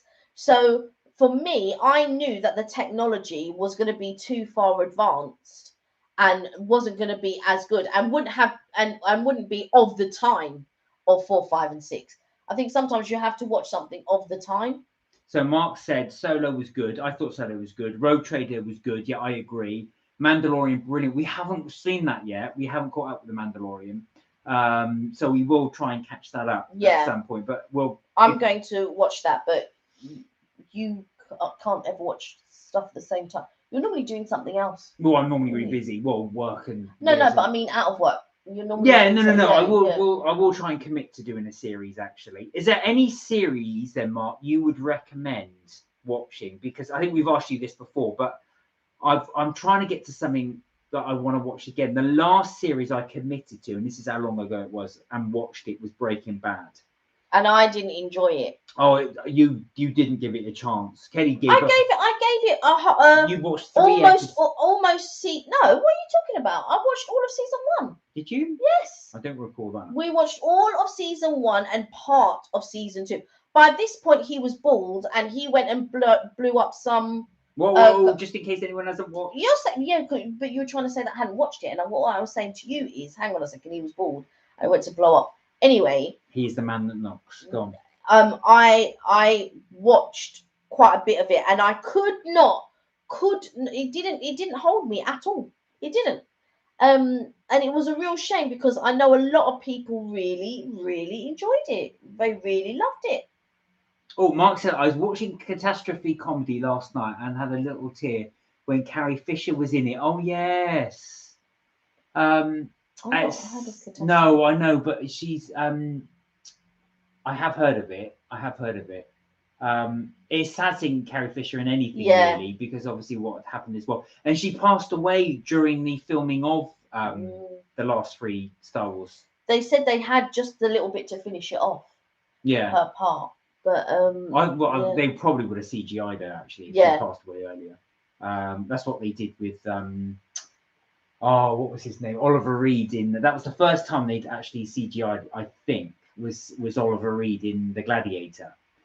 So that was in 2000. He passed away halfway through making the film. So there was a scene right at the end they needed him for, but so they CGI'd him in the film just to get that final part. There's a very small part. He doesn't have a speaking role in it, but they just managed to CGI him in it, and then that was it. Yeah, Gladiator was a fantastic film. Do you know what? I went to the cinema to see that back in 2000. Yeah, I went to the cinema 21 years ago, which seems mad that it's 21 years ago. And I'll tell you, so I was absolutely blown away by it. It was such a good film. My name is Meridian Maximus Meridius. That's what he said. My name is blah, blah, blah. Yeah. No, it was absolutely fantastic. And the opening, that battle scene right at the beginning is one of the best opening battle scenes I've ever seen. So when the legions then walk into the Germanic tribes to go for that battle as well. And in actual fact, the formations are pretty accurate, apparently, according to historians. How they would just gather there with the shields raised, with all the arrows flying overhead. I thought that was really, really well done. Mark said, have you seen Handmaiden's Tale? No, but again, I've heard really good things about it. Do you know what? I don't tend to watch a lot of the serious stuff. Is that by Margaret Atwood? Is that the one? I don't know, but it's played by the girl who was in that Invisible film. Yeah, I think it was the girl. Yeah, Mark said it's amazing. I'm sure that's based on the book by Margaret Atwood. It had really good reviews. Yeah. With the book it's had really good reviews. Channel 4. It's had very good reviews. I have been thinking about watching it, but I don't know because I know it's quite dark, isn't it? Yeah. And I just think, well, do I really want to watch something that is... I don't mind if it's a film, but to commit to a series that's quite dark pretty much the whole way through, I'm not sure that... Yeah, I'm one of these people that I don't want to take in the energy and then all day I'm thinking, because you're thinking I get really invested in a series and I'm thinking, you see that what's happening, and then getting mad. So I don't tend to watch. I like to watch more positive stuff. So things that make me laugh or sci-fi. I'm really, really into sci-fi. I like films that are thrillers. I don't like horrors, but you like the old horrors, don't Oh, you? I love the old horror Yeah. films as well. Do you know what? I really do. I know that's not everybody's cup of tea. Saw 364. Yeah. But the Saw movie, the first one, I actually thought I really enjoyed. I thought it was a really good concept. It was an original for a horror movie. I love the idea that the fact that two people wake up chained to something in a room and they don't understand how they got there or why they got there. They can't work out how they got there. And together, because you're part of it as well, you don't see what's going on. I thought it was a really good. I know there's been so many of them, but I love that concept. I thought it was really, really good. Mike said the first 2 episodes. You think you can't get into it, but after 3, you're just glued for 4 seasons. Mm. See, now I found that with All Breaking. right, I'll give it a try. Yeah, I found that with Breaking Bad actually, Mike. The first few, I thought, well, I'm not so sure, but Kelly would. But I No, really got I into really it. do. Do you know what? Because I love Bryan Cranston, I really, really wanted to. I really wanted to love it. I loved him in Malcolm in the Middle. That for me was his best, and I really liked him in Your Honor. And there was something else that he did, and I really liked him in that as well. But Breaking Bad was just, but he No. won so many awards for it. Well, there you go. They Yeah, can't it all was be good. wrong. I'm not saying. Oh, he's a brilliant actor. Yeah, he's a brilliant and actor. he was so good in it. Yeah. Mark said, I watched The Conjuring 3 because the devil told me. No. Because the devil told you to watch it. Oh, Watch it, Mark, no. watch No. it. I watched A Quiet Place 2. Oh, do you know what? I will watch A Quiet Place though. I went to have a look at it on, because we got Netflix and Prime. Yeah. And I went to have a look at it on there. Oh, they want you to pay for number 1. Oh, number 2 is free. They always do that. Them channels. They'll do one for free and the other one you have to pay for. They always do that. And it's always the first one, because you can't watch the second one without watching the first one. Well, that's it. But are they linked, Mark? Have you seen the second one? Could you watch the second one without the need to watch the first? It's a carry on. Is it a carry on? Yeah, it's a carry on from the We first don't one. know though. Mark's going to tell us. No, as I understand it. Did you watch A Quiet Place? No. I have. Kelly hasn't. No, but I think you would have to watch number 1 in order to watch number 2. So would that be the case, Mark? Would you have to watch? Have you seen? I assume you've seen both. Would you have to watch the first one to get to grips with the second one? What did you think of? I think it was called The Village. I think it was called The Village. What's his name? Shyamalan. Yeah. Well, it's the one with Joaquin Phoenix is in it. Oh, talking of which, actually, MJ Shyamalan. I think I'm not pronouncing it. Shyamalan. Is it? I can't pronounce well. Shyamalan. Let's just call him MK for now, just because we don't want to butcher his name. And did you watch Pride with Imelda Staunton? No, and you've asked me that before, and do you know what? I was thinking of you, like, because when we were messaging each other, I thought, do you know what? I've got to watch that Pride, because you've said to watch it now a couple of times, but I haven't had the chance to watch it. What have I watched? The only thing that I've committed to is Love Island. I haven't watched anything. Yeah, recently. Mark said they're both linked, so you must watch the first one. Yeah, right, that's what I thought. I did watch The Quiet Place. I thought it was really good. I really enjoyed The Quiet Place. I did think that was a really good film. I'm just trying to think what about, that I watched something today because I was in the middle of editing and I took a break and then I got really into it. But I watched and that's the first thing I've actually sat down and watched, really. Other than, sometimes when you're waiting for something to start, like if I'm waiting for Love Island to start, I might watch Bob's Burgers. I watch Bob's Burgers quite often. So I don't tend to sit down and watch films or anything like that recently. But the only thing that I did sit down to watch today, but that was only because I was in the middle and it was on the TV, was Fighting the Temptations with Cuba Gooding Jr. And it's very similar to what's the Nun one? The Nun one with what's her name, with Whoopi Goldberg. Oh, Sister Act. Sister Act. It's along the lines of Sister Act, that Fighting the Temptations. Mark said Pride is on BBC iPlayer. Okay, so we've got BBC iPlayer, so we can watch that. Yeah, I've not committed to watching any films actually. What was the last film that we watched? Oh, Because you did put gosh. something on. Do you know what the problem is? Every time we go to watch a film, Kenny and I got different here. I can't be horror. It can't be this. It can't be thriller. It's got to be this. So And Mark wants to watch a foreign film, or he wants to watch a documentary, or he wants to watch like something. What was that? Solaris. You thought it was the best film. I didn't think it was the just best like, film. oh I my liked God, it, though. It was just so rubbish. Mark said Bob's Burgers. We love. I love Bob's It's Burgers. so brilliantly written. I've Yeah. got to say, because for years I've always been into Family Guy, and I thought nothing's going to top Family Guy. But Bob's Burgers is so well written. Do you know what makes it for me? Is his 3 children. Yeah. Gene is hilarious. Yeah, Gene's hilarious. I love that scene. What was it as well when they stole some guy's phone?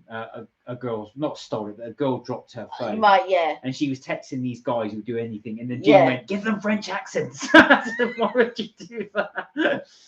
He's just. There's so one brilliant. where he finds a toilet and he becomes friends with the toilet. Oh yeah, that's and like this all of talking that. toilet. And I really enjoy Bob's Burgers, and I like the whimsical, obviously the characters and Mr. Fishoder's fantastic. Mr. Fishoder's brilliant. And he's just this eccentric millionaire that has no thing of reality whatsoever. And then you have the jealous ex fiance, the health inspector, and they're all good. Yeah, it's really good. I watched Mother's Day with Julia Roberts. Oh, was that was on TV the other. That was on recently. Oh, I've not seen it. Yeah. I'm thinking of the one. What's the one then with Jane Fonda and Jennifer Lopez? That's Monster-in-Law, isn't it? Oh, is that Monster-in-Law? Oh, right. Because when you said Mother's Day, that's what I was thinking of. But what's the one that was a remake then? Fried green tomatoes at the Whistle Stop Cafe. Yeah, I watched. No, I'm thinking when you say fried green tomatoes, I'm thinking of pizza, Mystic Pizza, because Julia Roberts was in Mystic Pizza.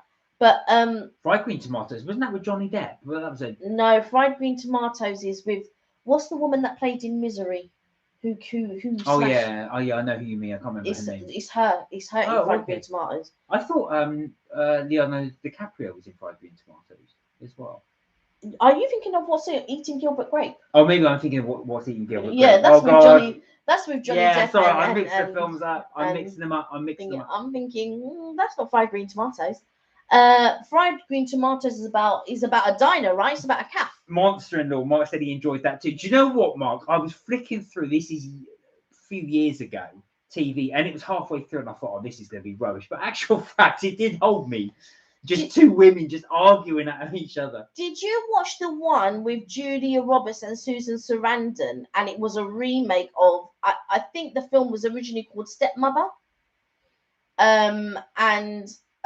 So basically, this man gets divorced from his wife, and he marries a younger woman.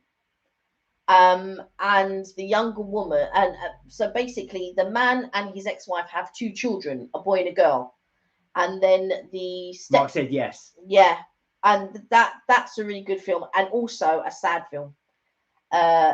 So yeah, it's a very good film, but even now when I think about it, it makes me a little bit emotional because you know obviously what ends up happening and stuff like that. But I don't know which one I prefer. Whether I prefer. It was on every Sunday, Mark said. Oh, was it? Oh, I didn't know that. I don't know which one I prefer. Whether I prefer the original or whether I like the remake with, because I really do like Susan Sarandon. I like her as an actress. So I don't know which one I prefer. Whether I prefer the original or the remake. I think I like them both, but I just don't know which one I prefer. But sometimes with remakes, I tend to prefer the original. Yeah, you'll find that as well. It's quite rare a remake is actually better than the original. There are a few exceptions, but it's not the norm, especially if the original was a classic. It's just really, really good. I'm just going to turn the lights on because it's getting quite dark. Yeah, it's getting dark. It's getting overcast because of the. He says he hasn't seen Stepmother. Also, you haven't seen Stepmother. It's really quite emotional. So It's a good film. So if you do, I don't know if you're into Julia Roberts, but if you are, that's one of the films that you should watch. She's actually quite good in it. And then there's the other one that I like, but it's got Cameron Diaz in it, and I can't. That's not a remake though, but it's by a book. I think. It's. The other one Mark likes is the Alien Collection. No. Oh, Mark, this you're right up my street now. Now, I didn't like. Well, I say I didn't like. Did you like? Let's see how you go. So, of all of them, which is your favourite? So, my favourite was the very first one, Alien. I didn't like Aliens when I first watched it, but it really grew on me because I thought it was James Cameron did a really really good job. I wasn't a big fan, I've got to be honest, of Alien 3. I thought it was good. The actors in it were brilliant. And I don't know why, but Sigourney Weaver, she sort of co-produced that, and she wanted a load of British actors in it. So you've got people like Charles Dance, and what's his name? Someone, the Glover, the guy that used to do the Tetley Tea adverts, the voiceovers for the Tetley Tea adverts. He's in it. And he's really good in it. Is it Rob Brown as well, the actor in it? So you've got a lot of British actors in there, but the acting was really good in it. But it's just the fact that they're having to flush out the one alien. So it kind of, but it was still a good film. Alien Resurrection was okay, but I thought they tried to put too much comedy in it. That was the bit that differed. And then I'm trying to think as well. The other one was Prometheus, which I actually quite liked, but it wasn't that popular with a lot of people. And I did like the final one, Alien Covenant, which is the one where she falls into the fire. That's Alien 3. So that's the one on the prison ship. That's Alien 3. So that's the one where they're on the colony ship. Because when they've just come from, so you remember the end, I don't know if you remember the ending of 2, but when she lands on the ship, Alien, they land in the prison ship. Of course, they're all in the pods. And that's when she discovers she's got the alien inside her.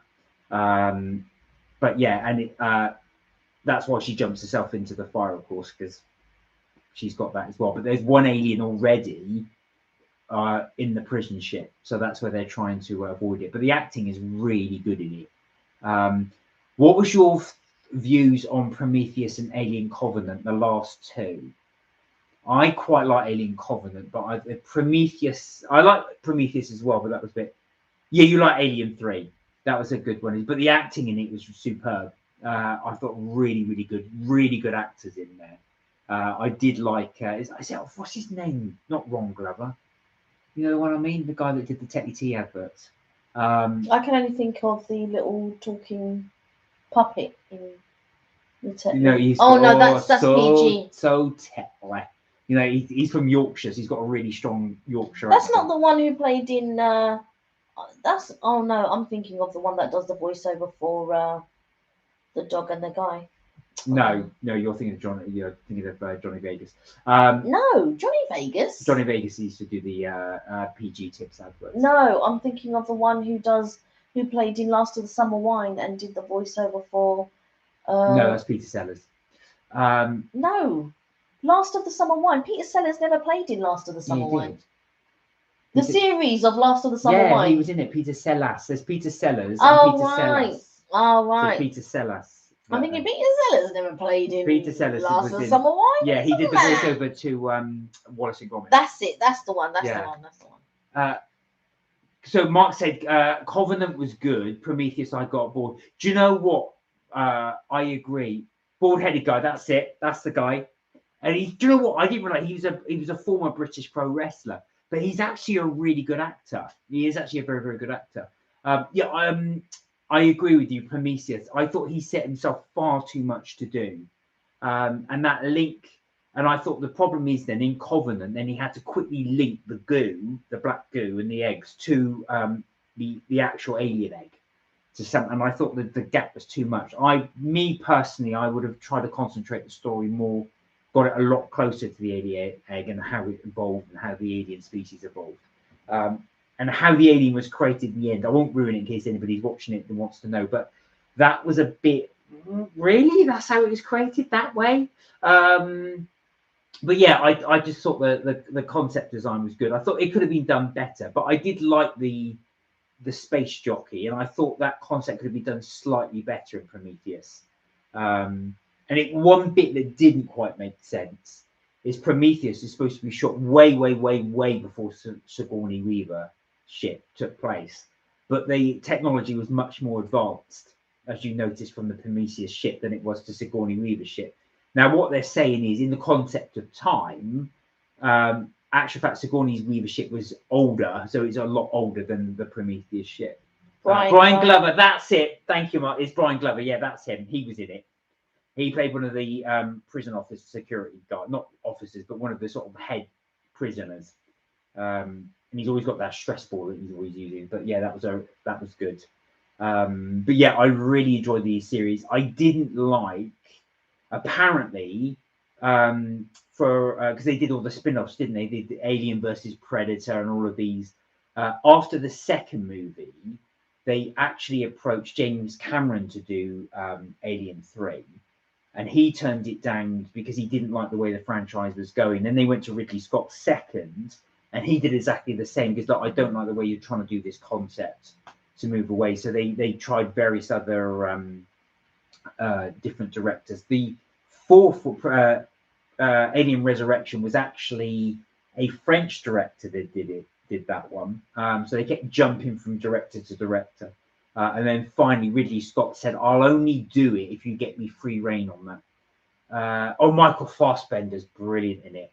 Absolutely brilliant. I like him as an actor anyway. Yeah. As David as well. Because I thought it was a really good idea because he tries to emulate Lawrence, what's his name from Lawrence of Arabia? Who played Lawrence of Arabia?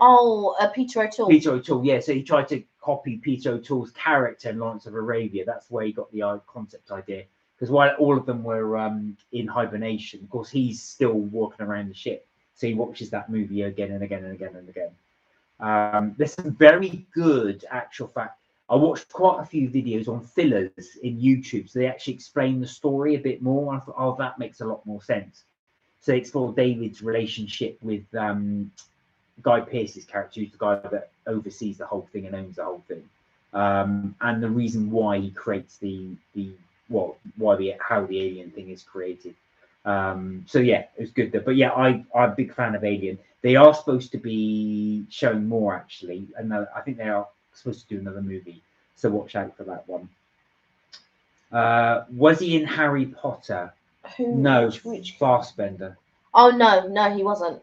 Michael Fassbender wasn't. But he's really good. Actually, he's a fantastic actor. Have you seen Inglourious Bees? I won't say the words. I don't know if I'm allowed to. But trying to keep it PG. But yeah, the Quentin Tarantino film. But he is so good in that with Brad Pitt, and he plays the English because obviously he's Irish, but he plays the English one of the English officers. Yeah, he's good in. I love his classic jaw. Oh yes, I love as a classic jaw. Jaws, as in. Oh, Jaws the movie. Jaws the movie, or you love his classic jaw. For me, he was very good in Assassin's Creed, and he was also very good in the Marvels. Yeah, it was Marvels. Yeah, it was Marvels. Where he plays Magneto. Yes, and it was all the X-Men. They rebranded the X-Men. So yeah, when you see him though in the first sort of scenes when he's looking for the person who tortured him when he was younger and stuff, he's very menacing and he's very good. And you can see the friendship between Charles and Magneto, and yeah, I thought he was very good. Yeah, no, exactly. I really do like him, actually. I thought he's a fantastic actor. What else has he been in that I really liked? Michael Fassbender. Those are the only two that I can think of off the top of my head. Oh yeah, you said as a classic, you love Jaws. Jaws is a really good film. What do you know? What I was on Twitter, and somebody bought, and they put it on Twitter. It was so good. I wanted to get it. They bought a Quint. Is it Quint, the guy that sells the Orca, the boat that goes out into? I've forgotten the actor's name now that's in it. and they actually bought a toy quint, and it also came with a machete and also crushed beer cans. You know that scene in there where he drinks a beer and he just crushes the can. It looked really, really good. I thought, oh no, we got so much clutter, but I really just wanted to get that as well. But yeah, Jaws was an absolute classic film. Love that film. When you're talking about actual classics, Steven Spielberg in his pomp, I thought that was absolutely brilliant film. The second one was quite good. The rest of them, and Jaws 4 was just terrible, which is why they don't disband them. I think he gave up on those after the end. Yeah, those sorts of things were never really my type of things. I've got to say, all of those weren't really my type of films. Mine were the more light-hearted ones. Oh, Jaws, though, you've got to admit, Jaws was just brilliant. I'm trying to try to think from that, because those are always the films, I think, from that era. Yeah, most definitely. And if you're talking about the best film, now what I did buy, or my brother bought me, so I should say, was there's 1,000 films you need to see before you die. And what they've done is every film from every year that you should go and see. So I was thumbing through that, and there's so many movies I just haven't seen and got round to see it. Is there any film that you really, really want to see? I suppose it's difficult, really, because you don't know if you want to see it until you see it. Or maybe a film that you feel that you should have seen but haven't seen. Because, like, for me, Blade Runner was one of those films that I should see. But I also think with Blade Runner, it's one of those films you should have seen at the time. It doesn't translate to me anyway to watch it later. To watch it now. Mark said, and I love as girly film is Me Before You with Emily Clark. Oh, I haven't seen that Me Before You. That's not the one where she goes to look after somebody, right? She goes to look after a disabled guy. Is that the one? I watched one recently. Well, it wasn't recently, but a while ago with Emilia Clarke, where she goes to look after somebody who's disabled. She's quite outgoing and quite flamboyant, quite eccentric in her dress sense and all of that type of stuff.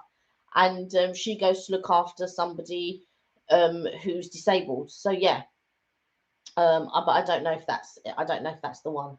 Has there been talking of films and stuff like that? Has there ever been a film that you've gone to see, so either gone to on a whim to the cinema, or you've just flicked through and watched it and been really, really pleasantly surprised or even blown away? Has there been a film that's done that? Mark said, yeah. What one? What one would you say? Do you know what? For me, I've got to say. No, he's saying yeah, as in that. Oh, that is sorry. I was going to say for me, we're blown away. The one film I think I said this actually on Tuesday. I went to the cinema on a whim. I thought with a friend of mine, we thought let's go watch a movie. We looked on the movies and said what we're going to watch, and I said there's one here called Leon. I thought, all right, we'll go watch that. That absolutely blew me away. I thought that was absolutely brilliant. I thought you were going to say Solaris, and I'm going to go, you're out your mind. No, I like Solaris, but not blew me away. And the other one I really blew me away, again, I watched on a whim, was American Beauty. I don't know why, but I absolutely loved that film. So much so, I went the very next day to the cinema again to watch it again. To me, both those films were only okay. Leon was good. Oh, I love Leon. And American Beauty again was all right. The one that I flicked through one day was Warriors, and I thought Warriors was really good. It didn't blow me away, but I was just like, Warriors, come on, can you dig it? But remember, this is one you hadn't planned to see. Yeah, I hadn't planned to see it. Okay. I had just flicked through. It was very late because they used to play those types of things early hours of the morning. So that one, and the other one was Devilman.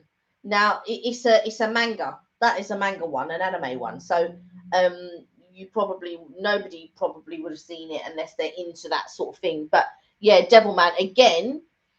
I was round at someone's house and we were just flicking through, and it came on, and I then searched and went out and bought it the very next day and bought number 2. Oh wow! Yeah, I really enjoyed it. But those are the 2 films that I just randomly had no intentions of watching.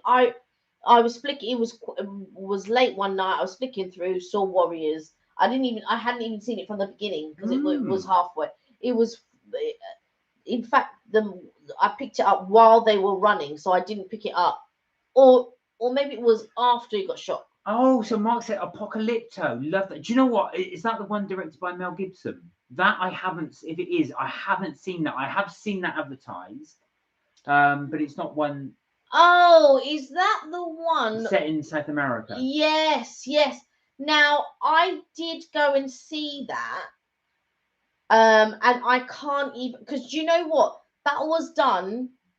Because prior to that he had done the one Passion about of Jesus, Christ. yeah, Passion of the Christ, and that was really good. So I went to watch Apocalypto.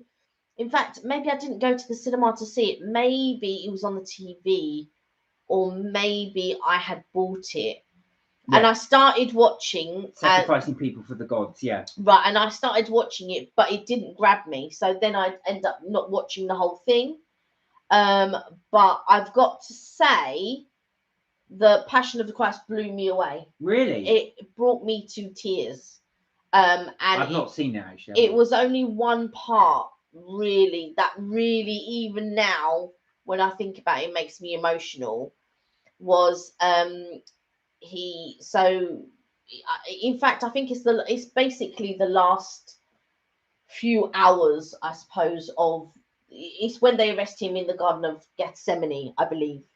It's been a long time since I've watched the film, so I can't quite remember the camera's really struggling to focus. There we go. So I can't quite remember all of it, but he's carrying the cross, his own cross. He knows he's going to be crucified. Everybody knows how Jesus Christ ends, how Jesus' life ends. So there's no spoiler alert. So he's carrying the cross, and at one point he can't. He's so exhausted he can't carry the cross anymore. So somebody grabs somebody from out of the crowd to help him carry the cross. So so the person helps him carry the cross, and again, as they're carrying the cross, he drops the cross, and even now, where it makes me emotional, it goes, "Not, don't worry, it's not long now." No, there you are. So yeah, I've not seen. Do you know, I've not seen either of those. I've not seen Passion of Christ or Apocalypto. I haven't seen that either. So that might be one I'll have to go and see. Was that one you'd recommend, Mark? Because that is one I've not seen. I remember it coming out at the time, but I just didn't get around to going to see it. But again, it's more for the win thing, I think. Funny enough, just on TV they were advertising the new Bill and Ted's. Oh yeah, as they're having on there. So there's been such a massive gap between the two. But that I love Bill and Ted's at the time. I thought it was just so funny. Yeah, and I don't know though if it would be good so long after. Well, they're in their 50s, so Yeah. I don't know how that's going to work, but we'll see. I think I would be tempted to watch it just purely just because it was there. And you know, it reminded me being young and then watch it at the time. I think I would definitely be tempted to watch it. You see, I thought I preferred the second one to the first one. So you had I agree. Yeah, that and was then good. you had Bill and Ted's Bogus Journey. And I preferred the second one to the first one. I didn't care much for the first one, but I thought Death in the second one was very good. Yeah. So for me, yeah. But I don't know if it would translate so long after. Well, I think it's because the age, isn't it? Yeah, I don't know. I mean, he's good as John Wick. Oh, brilliant as John Wick. Yeah. He's very good as John Wick, I think. And I do like the John Wick films. But yeah, I don't know. We'll have to we'll watch it at some point, I think. But yeah, I don't have much. I don't have high hopes for it. Well, do you know what I was going to say? To be fair, I never really rated Keanu Reeves as an actor. I've got to say, I was very hit and miss with some of his stuff. I thought he was terrible in Dracula. The trouble is he's there acting with Gary Oldman. He was blowing him away. But that's true. I didn't really rate him in that. I think for me, his best movie was The Matrix. Yeah. I think he peaked at The Matrix, to be honest. Not peaked, but I don't think he'll reach success like that again. Oh, Mark said, oh, that made me emotional pride when the Miners went on their first gay march in 1985. Oh. Yeah, to say thanks. Yeah, we've not seen Pride. No. We must have a watch it Yeah. actually. Now, because you mentioned it several times. We must watch yeah, it. Yeah. we must get to watch it actually, because that would be good to you see what you're talking about there as well. It'd be good for us to catch up and watch that. But yeah, there's so many movies we do want to catch up on as well. What was the other one I was thinking the other day? I wanted this. It's it when you see them advertised and you don't like what I can't watch trailers because Kelly won't. Yeah, I don't like to watch trailers. No trailers, no. Like I said, when Kelly watches her Love Island, she won't watch any of the. Yeah, I don't like Mark. Oh God. Mark is the type of person, he wants to know what's going to happen before it happens and all of that type of Yeah, stuff. I like trailers. Yeah, I like to be surprised. So that's the difference. So like I'll mute it or whatever, and in next week's episode or in tomorrow's episode I'll mute it or whatever. Well, I was thinking more for films, like I said. So in the cinema we go. Of course, hey Sienna. Hello Sienna. Don't worry about being late. That's fine. How are you? You good? Yeah, in the cinema, of course, they will play trailers to tell you what's coming up. And Kelly's like, la la la la la la la. Do you know what it is? Because what I don't mind watching a trailer, right? But these days, they basically tell you the whole story in 30 seconds. And I don't like, and I can't remember what film it was. I know which film it was. I watched the trailer to the film, and they told the whole story in the trailer. I was so mad. I said, look, that never again will I watch a trailer. No. Do you know what it was? It was actually, I've not watched Love Island at all. Oh, you got to be in Love Island though. You got to be in it as in like really like it. If you're not that, because like a lot of people don't watch it anyway. But I think you have to like that type of reality. It's different to a lot of other realities, I guess. So yeah, I don't know. Wow, it looks like somebody's having a barbecue tomorrow. But it's going to rain all weekend. Yeah. How are you going to get a barbecue? You're going to stand there with your umbrella under it like that. Does anybody want some burgers? Does anybody want some steak? While you're doing that, we tried that once actually. I think it was on your birthday. Do you remember? It was in November. We tried to have a barbecue. We did fireworks, didn't we? Yeah. Outside. Oh, it just the trouble is with the barbecue, it just didn't work because it was so cold. The coals went cold really, really quickly. We've now got a gas one, so I think that would work. But we had the chimeneas out and all of that, didn't we? Yeah. It didn't quite work. Yeah. So you're having your barbecue tomorrow. Wow. What are you going to have in your barbecue? Ice cream. Marcel, I used to love it. Was what doing a barbecue in the in the rain? In the rain, or doing a barbecue in the winter. Do you know what? Actual fact, I think we should try that in the winter, but with the gas ones. Yeah. I think we should try that because that'd be quite nice. But even putting the chimeneas out, I'm not talking about when it's raining, but when it's quite cold, putting the chimeneas out and having a barbecue in the garden. We need a bit of light out there, though. Oh, Sienna has to go because she's busy. Mark said, how many for the barbecue? Oh, she's gone, Mark. She's gone. Bye, Sienna. She'll be back in 10 minutes. Yeah. I'm back now. Yeah. Yeah, I just think that as well. So when we did our barbecue, how many did we have?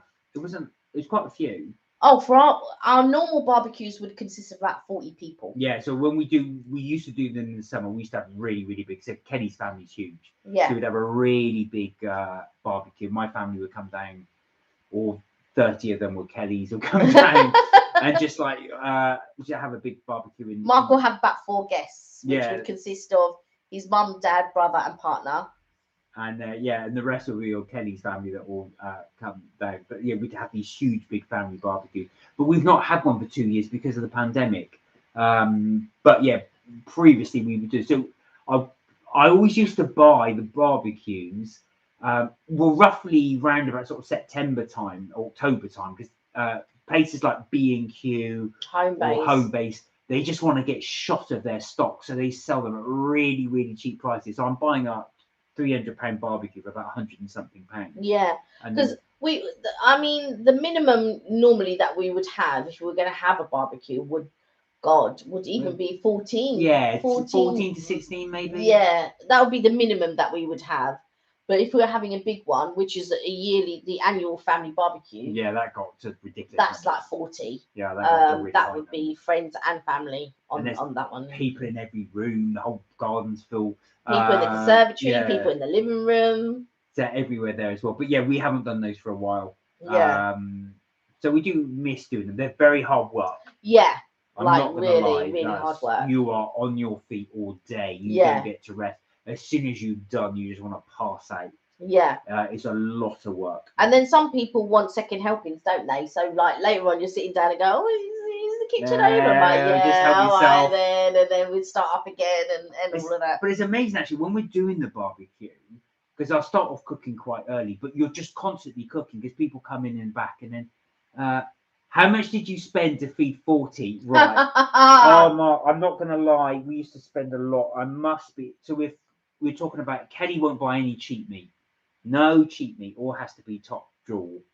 It's not that. The fact is, I would cater a barbecue or I would cater something the way that if I was going to someone else's, I would want them. Nobody would do it. Yeah, I was by the going to way. say. Nobody would do that, by the way. But that is how I cater something. So there'd be things like I would buy something like, I don't know, Kelly, 20 sirloin steaks and 30 lamb leg steaks, and then pork she buys. Yeah, I'd buy something like, I don't know. So all in all, Mark, to answer your question, then we buy booze on top of that, and then we buy desserts as well. Yeah. So although people do bring desserts and people do bring drinks. So I would say roughly anything between 300 to about 450, I'd say. Yeah. Roughly. Yeah. For that many people. Yeah. Sometimes it costs more because we buy a gadget or something to help, and then obviously then do that for the barbecue. But yeah. Yeah, but then we would use that gadget for the next however many years. So it would be a one-off purchase. Mark's probably going, how much? What? But like I said, we'd only do the big barbecues once a year because we can't afford to do more money. Yeah. We might do little ones which will cost a lot less, but yeah. I would say you're about right. Yeah. We you buy drinks, you buy soft drinks, you buy the meat, you buy then I would ask other people to do certain things. Like I would ask my auntie to do gâteau brésil, which is like a fritter aubergine. Oh, no, that's a very good question. So Mark said, are you two the couple who always invite and never get invited? I won't say anything. I'll let Kelly answer. Mark would yeah. Do you know what it is? This is how I try to explain it to Mark. Here we go.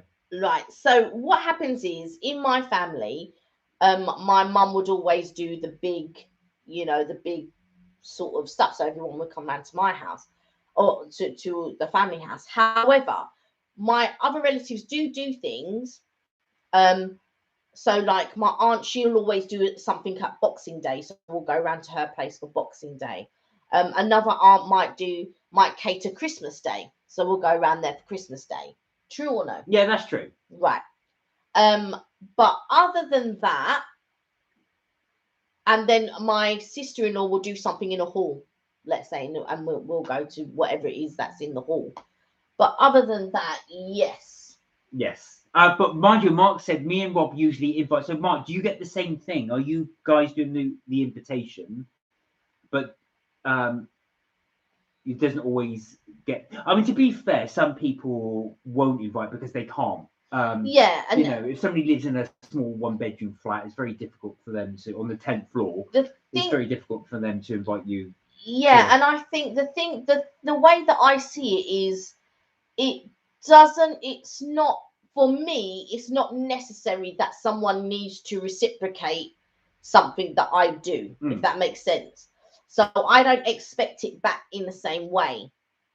And to be fair, when we do get invited places, Mark, what is your response? Well, it depends what and where. I'll tell you something, actual fact, Mark. Let me say one thing, because as you know, I'm pescatarian. Now, a lot of people do cater, but a lot don't. And it's not uncommon, and it's happened quite a few times. I'll go to somebody's barbecue. You go there with a plate. They go, oh, I've got pork. No, not for me. I've got beef. No, not for me. So I ended. They go, I've got rice and I've got some salad. Right, hang on. I'm going to finish this Go now. on, go on. So you get your rice and the salad, and then you go, oh, and then someone goes, well, you got rice and salad. I thought, would you be happy with rice and salad? Oh God, no, no. Right. And what about in my family though? No, in your family, no. That's not never the case. happened. No, but right? I've been to several barbecues where that has happened. Right. You've been to several barbecues with your friends that's happened, right? I would say with friends. Well, yeah, I've been to several places that I've been invited to. Where that would never happen in my family. No, because everybody knows that he's pescatarian, so everybody would always cater for him. That is never the problem. But the thing is that I think some people were, to me, we do other things, as in we would go out or do other things with. It comes back in a different way. So I don't. Well, funny, sorry, I was going to interrupt you this. So Mark said it's very much that we get the same thing. We always invite, but to be honest, I would rather hold the function. I don't give to receive, and that's like us. Actually, to be fair, we like the fact that everybody meets, because we create the situation where everybody can come and be together. And I think there aren't many, especially recently in the last couple of years. Yeah. Where that's been the case. So we do love doing that. We love being the conduit, really, to be able to let that happen. And what I do like is, the thing is, when I was growing up, and I don't know if it was the same for you, but when I was growing up, there was always a party. There was always something. So the cousins always got together. Me and my cousins, we grew up like brothers and sisters. You know, we'd all congregate at my grandma's house every single Sunday. Whether you liked your cousin or were friends with your cousins or not, you're going to grandma's on Sunday. So every single Sunday, we went to my grandparents. She likes her cousins, by the way. Yeah, and we'd mix with my cousins and all of that. So we were brought up like brothers and sisters. You fight, you make up, you're friends, you're best of friends. You go clubbing, you this, you that. And so what I like to create in my house, or in our house, should I say, is that same environment where the cousins can get together. However, when I was growing up, everybody was having a party because there was less people then, and parties were not that expensive to have. So I think I said this before. You go to a party and you just turn up. You just turn up with yourselves. You don't bring anything. You just turn up. That's how it was. And one day I was older then. I might have been in my 20s. And somebody said, "Oh, I'm having a party. I'm having a bring and bottle party." And me and Lorenzo, we looked at each other, and we turned to each other. Lorenzo's my cousin. We turned to each other and said, "What's a bring a bottle party?" Never heard of such a thing in my life, ever, of turning up to somebody's house with a bottle because nobody's catered the drinks. Never heard of it. Obviously now it's all the rage. Everybody brings a bottle and whatnot. You turn up with something to the host's house, and it's true. Whenever we hold something, somebody turns up with something. But when I was growing up, that sort of thing, I'd never heard of it before, because you turn up, the party's catered. And I don't mean they've had caterers in to cater the party. I mean, people have gone out and spent their money for drinks and food and all that. And if you go to Mauritius, that is what it is. You go to a house and the party is catered for. They've gone out, they've bought the drink, they've bought the food, they've bought the this, they've bought the that. You just turn up. You don't even bring anything. You just turn up. Obviously now being a bit more, taking on the traditions here, you turn up and you bring a bottle of something, or you bring a dessert or whatever, and true to form, whenever we do something, someone inevitably brings a cake, or somebody brings Pims, because Pims is on tap in our barbecue. In a barbecue, we'll get through two 2-litre bottles of Pims. Yeah, Pims is on tap here. So you have Pims, you have Recorderlig, you have gin, you have vodka, so somebody will inevitably bring a bottle of Baileys, or they bring a bottle of Pims. But there are other drinks that we would provide, like Recorderlig, vodka, gin, I don't even know, Disaronno, cognac, port, all of those types of things we would have already provided. Mark said Boxing Day, Xmas Day, and Sunday tea. Is that what the ones you would do, Mark? Would you do Boxing Day, Xmas Day, and Sunday tea for the gathering? But yeah, sorry, you were saying. Yeah, so that's what we do. But what I like is for I like what this is what I enjoy most about the barbecues that we do. It's summertime, so the sun is high up. Sun is high. Everyone's happy. Everyone's drinking. Everyone's eating. Everyone is talking to somebody that they hadn't seen since the last year that they were, here and all that. And that's what I like to see. I like to see my friends and my family getting together, having a good time, having a chat over food, over drinks, and there's as much as you want to eat, and there's as much as you want to drink. There's baked potatoes, there's your kedgeree, there's uh salad, there's my friend does her lovely uh potatoes, her what's her name? Oh yeah, potato salad. Potato salad, things like that. Yeah, Mark said, yeah, that's the family get together. Yeah, and that is true, and that is nice. You overlook the garden, you see everybody's together. Like I said, you act as that conduit to get people together. Yeah, and that's what I love about it. Yeah, other than that, it's just a shame it's such hard work. Yeah, it is a lot of hard really work. Hard work. I'm not gonna lie, it is a huge amount of work, and that is your weekend gone. Yeah. Because like I said, you spend all day Saturday prepping, cooking, doing it. Sundays all day clearing up. Yeah, my day starts during the week, so I start during the week to prepare. But Mark, it will do all the tidy, so he does all the after stuff. So he tidies up and he cleans up and all of that type of stuff. On the morning, I'll wash all the chairs and the tables. Mark starts setting up. I would have been doing the food. Sometimes I get some friends round to help prepare for the barbecue and that. Everybody sits down, chills out. Yeah, they come to enjoy, really. They can sit back and the only annoying thing is, I don't know if you find this as well, is that you're cooking, people can see you cooking. You got a corkscrew. Oh God, you can see I'm doing like 6 or 7 barbecues at once. Yeah, but let me stop. Everybody's cooking and go and sort your corkscrew out. Yeah. And you get that. Like, have you got a knife? Have you got a? And that essentially is what it is as well, because you get a lot of people pulling you left, right, and centre. Yeah. To ask, do you have this? Because obviously as well, you got to think about the kids.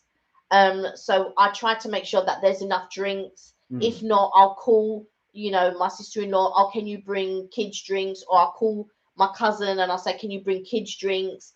I make sure that there's lollies. Listen, one year I made sure that there was lollies in the freezer for the kids. All the adults are eating all the lollies. Can you imagine? Oh, Sparks, hello. Hey, Sparks. I have to go to bed now, so I'll catch up in the stream tomorrow. Well, lovely to see you again. Lovely to see you. Thank you for popping in. Yeah, I hope you enjoy the catch up on the stream. Yeah. But yeah, so yeah, we do sort of like, I'll buy like lollies for the kids. I'll make sure that there's hot dogs for the kids. Kids can be quite fussy, The only thing I don't do is chips. I don't do chicken and I don't do chips, only because I would have to do. I'm quite particular about the way that things are cooked, and I think I would have to start them or finish them in the chicken in the oven, because the last thing that I would want to give is raw chicken. That is the last thing. Mark said, "Do people help with the dishes?" No. No. We got a dishwasher. Well, there's only so much limited space. Do you know what, actual Mark? It's the dishes aren't the problem. But no, that is not true, because my aunts. Oh, your aunts do? Yeah, my aunts and my mum, they will do the washing up in the kitchen. So what my aunts and my mum do, my mum's got 2 sisters, and they do things like, it's just normal for them to collect up all the plates and go and wash them, and the 3 of them will be in the kitchen doing whatever it is. The nightmare bit, I've got to be honest, Mark, is not so much the plates, because you can wash. The hardest part is cleaning the barbecue. Yeah. That is, I hate that job. It takes ages, because I've got to almost like, you've got to really scrub it. All of that fat sticks to the barbecue in the inside and all on the runs. It's a nightmare. Oh, Mark says start the chicken. Yeah, I know. Oven, but you know what? I'm doing 101 other things, because normally I'm always starting the salmon in the oven. So what I do, I marinate. I wash the salmon and all that, marinate it and everything, have it in the fridge, and then I've got the baked potatoes. So I've got the baked potatoes and the fish in the oven and all this, and I just think that's just chicken. Is just another thing that I would have to worry about. Yes. On top of steak, on top of pork, on top of lamb, on top of hot dogs, on top of burgers, right? Then you got the fish. Then you got the corn on the cobs. Then you got uh, what do you call them? Skewers. We've done skewers of whatever it is and all that. Chicken is just another madness. To be fair, we do probably set ourselves up with too much to do. Yeah. Like I said, a lot of things I've ditched because it's just too much extra work. Because you've got we've got 2 barbecues on the go. So you've got pork, beef, all on different ones, and I'm having to flip them all around this. Yeah. And then someone comes up to you. You've got a corkscrew. You've got a bottle opener. Yeah. Or, oh yeah, there's this on that, or there's that on that, or blah blah blah.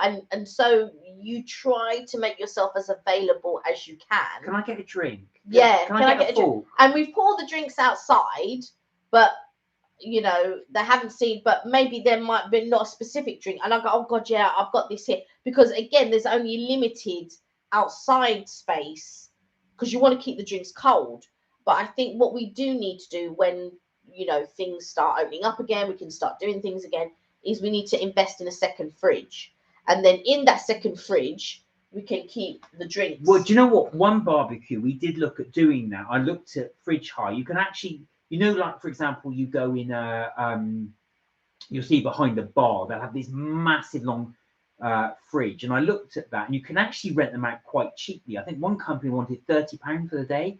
And I thought, well, that's not bad because I could put all the drinks outside. And I just think to people, if anyone else drink, look, don't bother me, help yourself. They're all in that massive fridge there. But yeah, in the end, I thought it's the hassle. They've got to drop it off. And then it's got to be immaculate. People inevitably always scratch something, break something. And I just thought to myself, I don't want to end up having to pay the cost of it, will probably thousands to do. So in the end, I thought, no, I won't do that. But yeah, I think Kelly's right. If we had a second fridge, I'd love to, even if we had a mini fridge outside, I could just stock it and say to people, look, you know, if you want to drink, help yourself. Yeah, I think that's the thing, because inevitably on the day, we are always cooking, and then we put the, you know, my aunt will come, she will do a salad, and we'll have that on the table. We'll have different, the accoutrements or the trimmings are always on the table. So the meat part we're dealing with, plus corn on a cob, and what's the other thing that the skewers of veg. So who's in charge of music? Well, we kind of let Spotify do that. So we plug in Spotify in one of your and just let it doesn't run. know what I do. Oh, do you? Yes. And there you go. What I do throughout the year, I start a Spotify list, right? And so if there's a song that I hear or I see, I add it to that year's. I had no idea. Yeah, that year's barbecue playlist. So in my playlist, I've got barbecue 2018, barbecue 2017, barbecue, you know, and so I've got a list of barbecue tunes that we've played throughout the years at the barbecue. And so I make sure there's a good few hours worth of tunes on there. And then I plug that in, and then that plays for the duration on the Spotify for the barbecue. And that is what I do. Oh, there you go. No, that is what I do. I thought you just plugged in Spotify. No, I plugged in Spotify, and I have a specific playlist. And then my cousin will get his Shazam out. Oh, I love this tune, and he'll Shazam the tune or whatever. But yeah, I'm in charge of the playlist basically. Yes, well, we do get a lot of people do help. You know, yeah. Say, can you play this tune? I don't know about help. Can you play this tune? No. I mean, in general, in the barbecue. In general, in the barbecue, yeah. You know, if I'm on the barbecue and I need to go and get something or do something for somebody, I can say, to somebody, can you just look after this for a bit? And they'll go, yeah, sure. And they'll do all the tweaking bits. Yeah, like Evelyn will help out a lot. Yeah. So she'll look after one barbecue if I need to go and do something, or she'll come and help during the day prior to the barbecue. Yeah. She'll bring her big box of potato salad. Sometimes Alicia brings all things up. Yeah, Alicia will bring things. She'll bring like your aunt does as well. Peppered prawns and her jerk pork. My aunt will bring salad, and sometimes she'll bring chicken. And then another aunt will do gâteau brésil. My mum will bring drinks. Now, Mark's just raised a very good question. How long do you want people to stay for? Now, in all honesty, Mark, Me personally, I like it. Do you know what? It's a bittersweet really because I like it going on a long time. You say it's going on long, but then I don't like to leave all the stuff out overnight. Yeah, he doesn't like for me. We It get doesn't. foxes in the garden. They're Yeah, going to jump on the table and lick all the meat that's left on there as well. So I like to put everything away. but I find that Mark is a bit OCD in the sense. One day we did Christmas, right? It was his family coming, and we've got a long living room. So I moved the sofa a little bit so that we can. I think we had 20 people, did we? Yeah. So we had about 20 people for Christmas Day, and then Mark's going, "Oh my god!" Like Mark's, "Oh my god, where are they gonna?" Mark panics about things that I've already planned in my head. Oh my god, where are they gonna sit afterwards? And da da da da. So no problem. What we'll do, all we have to do is just move the tables. We don't have to move the chairs. We just have to move the table. We can ask people to come into the living room, sit down for a minute while we just rearrange. Mark, listen, as soon as the last person touched down their plate, Mark, yeah, and he starts moving it, doesn't even give people a chance to relax, sit down, digest. Oh, it wasn't that bad. Before, listen, they took one bite. I was like, Mark is already moving the table. He's already moving the table, blah, blah, because he's already panicking about where people are going to sit and everything else. Do you know what it is? I think what I like, Mark, is what I don't want to leave it late, because it's all left to me then, and I'm having to lug heavy equipment over here. I don't really lug it at 1 a.m. I don't understand, right? In Christmas in my family finishes about 6 o'clock. Well, no, we're talking about the barbecue. Hold on. Christmas in his family lasts quite a long. But I'm talking about what your OCD. So, which is fine because me, it's not a problem if people stay till 1 o'clock in the morning or whatever. That's not a problem. But his family are here, so inevitably somebody is going to help moving the table or whatever it is, or blah blah blah. But he's right in the sense that when there's a barbecue, Mark said pissing himself off. When there's a barbecue, again, Mark likes to pack everything, which is fine with me because that's not a problem. He wants to pack everything, and I understand that. So, but again, for me, it's not a problem if people want to stay a bit later. By the time people, it depends who it is. Like my sister-in-law and my best friend, because my best friend might be staying over, and so we might be in the garden till about 9 o'clock. So our table will be the last table because Mark's packed away everything by this point. Right, everything's been packed away. My little hint. You're right there. It was I'm packing away. Everything yeah. You're right. Blah, blah, blah. Yeah. No. You stay there as I pack away. As he's packing away everything else. But yeah, so he'll pack away everything, and then. But to be fair, mine has started a few days before. His job then is to pack everything away. So I would have washed the chairs and all that, wiped down the tables and everything. Mark gets the barbecues going and all of that type of stuff, and that's it. We are flat out until I would say. So we probably start the barbecue about 2-3 o'clock time. No, earlier than that. No, for people to start. Arriving. So basically, I've set everything up. So about 10 a.m. I start. I've set everything up. Yeah. All the tables, all the chairs, all ready to go.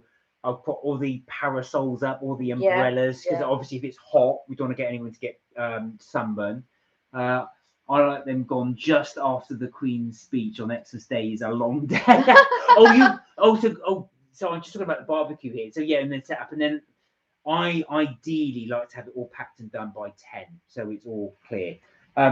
Christmas now, funny enough, Christmas between my family and Kelly's family is totally different. My family will stay till 1 a.m. Or early hours, yeah. Early hours, you see that. But Kelly's family, when I went to Kelly, I was expecting it to be the same thing. So one year I spoke with Kelly. Why are you at 3 o'clock? I thought no, 6. People gone. It was 4. Everyone's gone. Between about 4 and 6. Mark is saying after the Queen's speech. Yeah, which is what's that? 3 o'clock. 3 o'clock. Yeah. That's normally, I've never known a Christmas to last till early hours of the morning. My family goes way early hours of the morning. Yeah, I was just like, Mark said to me, "Oh yeah, by the way, my family like to stay till." I was like, "What?" Yeah, early hours of the morning. I was like, "I might be asleep." Yeah, I'm not gonna lie, I might be asleep by that time. You can go to sleep, but that's what. But a lot of it is because we haven't seen each other all year. In some cases, so that's why we just get that late. But Mark said barbecue starts at 3 and gone at 6. No one's gone at 6. No one's gone at 6 at ours. No. Our barbecue will start roughly about 2-3 o'clock, and then everybody say, well, some people start leaving at 6, But then there's only normally about 3, maybe 4 people that are here till 9. Do you know what? And then what Kelly does is she buys loads of cakes and stuff. So once the barbecue's done, we start bringing them out, and someone goes, "Oh no, I'm really full. I can't eat anything." Oh, is that Black Forest Gatto? Oh, I just have a little bit. Yeah. Oh, is that cherry crumble? Oh, I just have a little bit. Do you Yeah. want custard? Oh yeah. Yeah, cool. Everybody wants custard. So yeah. So what ends up happening is that so people have all this. They've had a massive barbecue, and then and then they go up for seconds for more and more. Because I think to myself, well, how many steaks can one person eat? But some of them have like 2 steaks, some of them might have 3. And do you know what? The one that will have, the most steaks is the most petite woman. Something like, oh no, I just have that, and they'll go, yeah, have you got a steak? One of your friends, I won't mention the name. I'm going to eat, like I said, about 3 steaks. I was like, whoa. Yeah, because that's the thing, and I have a friend who's actually vegetarian. So I make sure she loves. There's these certain sausages that she loves, and I always make sure I've got a pack in the freezer for her. But they don't do the sausages that she likes anymore, and I was just like, oh my god. But yeah. So I was going to say we do a lot. We do try to cater for everybody. For everyone, yeah. So we'll do vegetarians, fish, celeriac. Is this not what's the term? No, we don't have any celeriacs. No, I mean not celeriac. Celeriac is the thing. Yeah. Celiac. No. Celiac. Celiac. That's celiac. It. Yeah, celiac's the veg. Yeah, so we do. Celeriac's the veg. Yeah. Yeah, we do try and cater for everybody. So someone came to us and said, "Oh, I've got these." Like I've got a nephew who can't have nuts. Yeah, we've got these. Yeah, Derek dietary on. Queue for the bathroom long. Yeah. Yeah. Oh yeah, we've got one. The trouble is we've got one bathroom in this. Yeah. House. Now in my parents' house, they've got a lower downstairs toilet and then obviously upstairs bathroom. So, but we don't have that here. So it is a big queue because you get people traipsing up and down. That's why if it rains, I always cancel it because I don't want trails of mud in and out the house. Yeah, but we normally would look in the week because I would have to buy the product. I try to buy the products as close to the barbecue as I can. Yeah. So normally I would have a delivery on a Wednesday. Therefore, if there's anything missing from the shopping, it gives me another couple of days to go out and get that, or to call family members. Normally I'd call my cousin, or I'll call my mum, say, right, can you buy this? Can you bring some this? Fish? Yeah. And then they will go out, or inevitably somebody will come and pick me up, and then we'll go out and get the relevant bits and pieces that we need. But by the time, the thing is, like, I've got my sister-in-law will do peppered prawns and jerk pork. I will have pork chops that had been marinating, and steak that would have been marinating, fish that would have been marinating, lamb, so we do try to cater for everyone. Mark said he just put a bucket in the garden. Do you know what? Actual fact, there is one of our neighbours not too far from here. They actually hire a portaloo. They do hire a portaloo. So, and just have it outside. So they don't want people going up into the bar. Yeah, in and out and all of that type of stuff. So literally you just use a portaloo. So how about you, Mark? What's your ideal when you do a barbecue or a Christmas or what is your ideal number of guests to have? Do you put a limit? So would you say, right, not necessarily tell people I've only got X, but would you and Rob just discuss and just say, well, we've decided we're only having this number, so you can invite as many people up to that number. But it's good because he's also a chef. Oh yeah, that's true. We're not chefs. No, we're not. We're not chefs at all. But I'm just interested to see, would you put a quota? Because like Kelly and I have done that on years, right? No more than X, because no, we don't. Mark does that. I do, because then what? Mark is like, no more than X. No. In the end, I just don't tell him. In the end, I just invite whoever, because then you end up getting 40. Because the thing is like, it's not, Mark's family are very different to mine. So like with my family, it's only, with the people and their relevant partners, and they've got children. I can't say to someone, yeah, only you can come. You can't bring your kids or whatever. But also, you know the size of the family. Yeah. You know the size of the family. I I can't imagine, Mark right? said, good idea, you Yeah, see? imagine you invite one side of you of the family, right? So my mum's got, like her sisters and whatnot, and then I don't invite my cousins. I invite one set of cousins, but I don't invite the other set of cousins. Can you imagine? Well, do you know what we do sometimes, actually, No. Mark? Is we end up doing two. So what we'll do is, right, so this one we'll just say we invite these people, and the next one we'll do these people. So Mark said around 15 one, but past 3 years I've liked it's just been me and Rob for Xmas Day. That can be quite nice as well, Yeah. just the two of you. Yeah.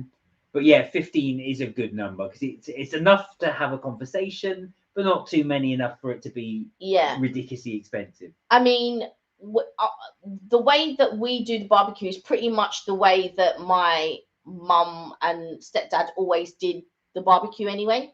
So it's no real difference to me. It's just that it's me doing the work. Like before, it'd be my mum and my stepdad doing the work, but now it's me and Mark doing the work. So there's no real difference. It's the exact same as when my mum used to do it, except now we do it. But wow, so he said I do a big buffet for Nash's birthday, 1st of Aw. September, about 30. It's hard work. Yeah, that I can believe.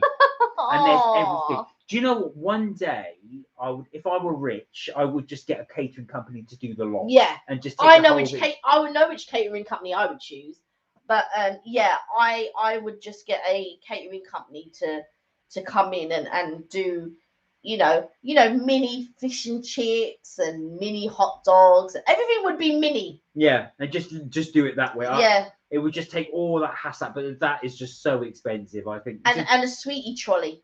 Yeah, but that's a bit pie in the sky. But Yeah.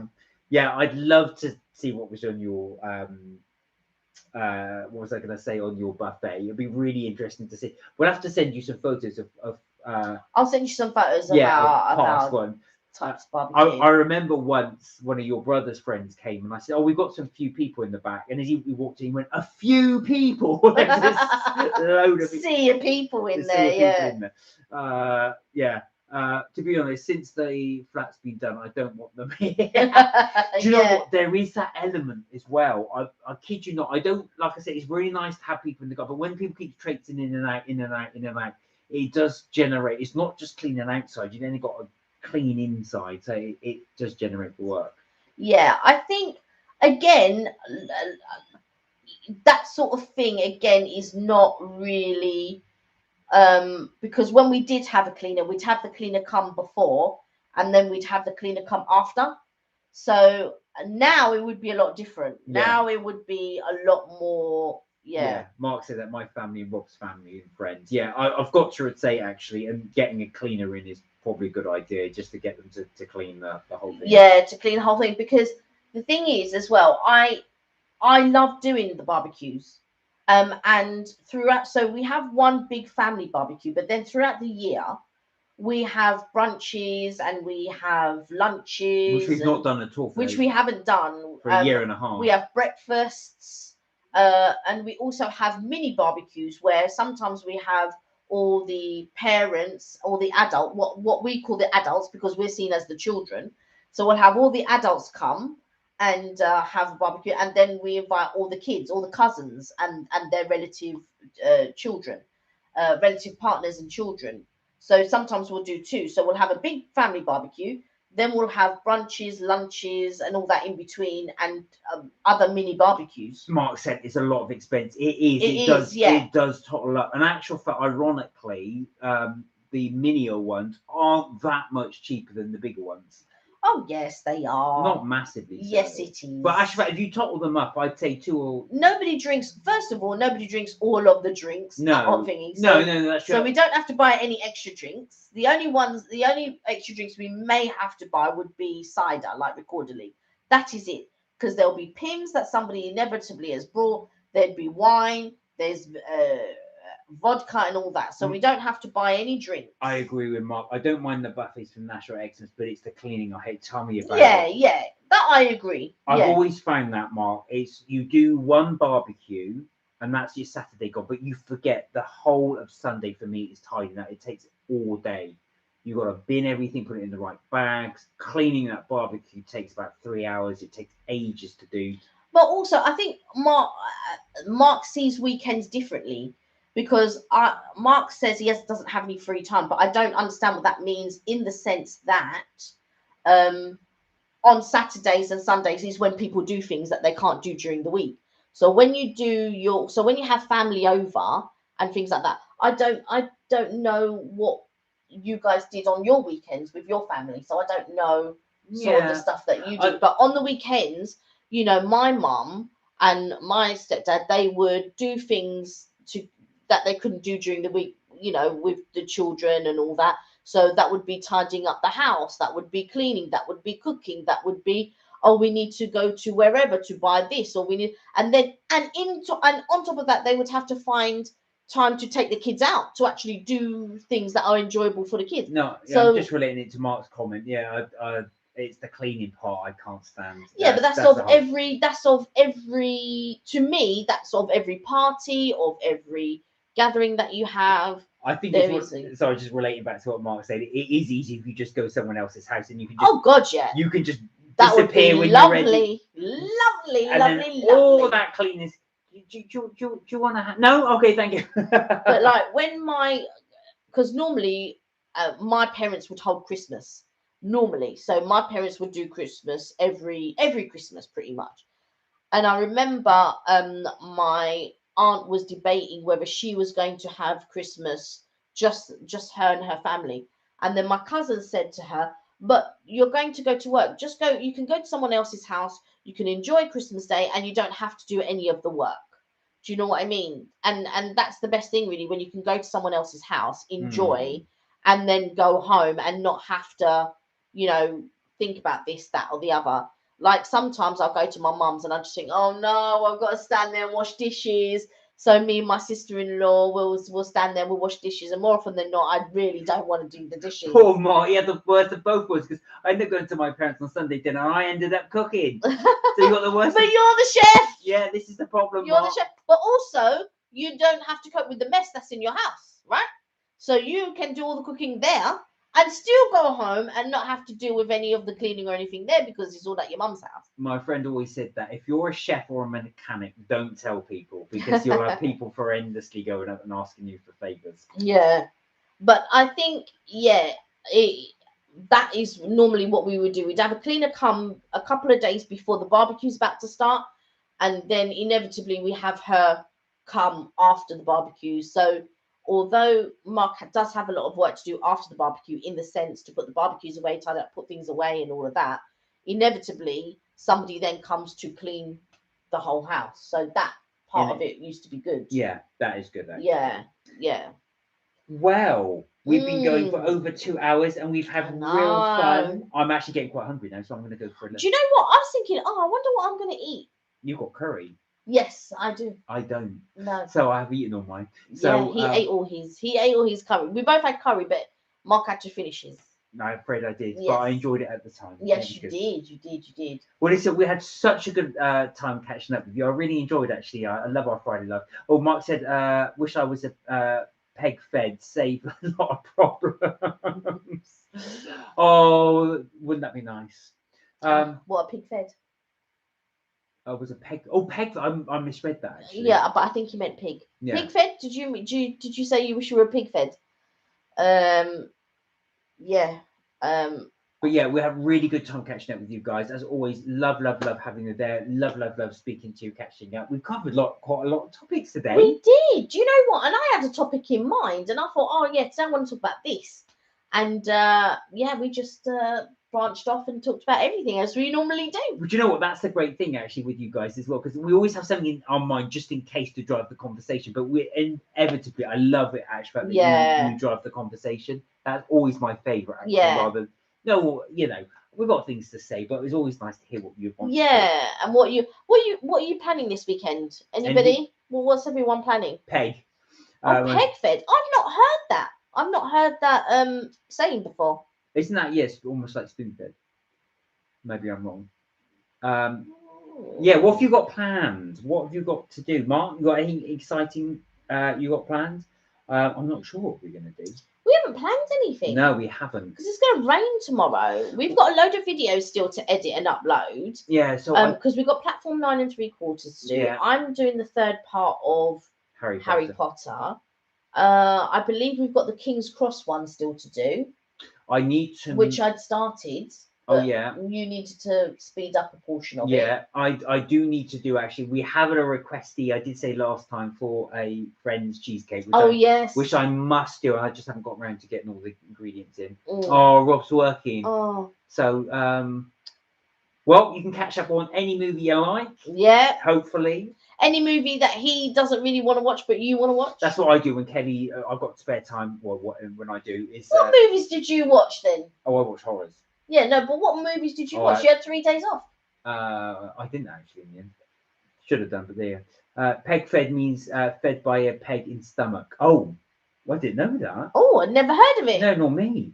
There you go. Learn something every day. Oh, okay. But listen, whatever you guys are doing, have a fantastic weekend. We hope you have a really enjoyable one.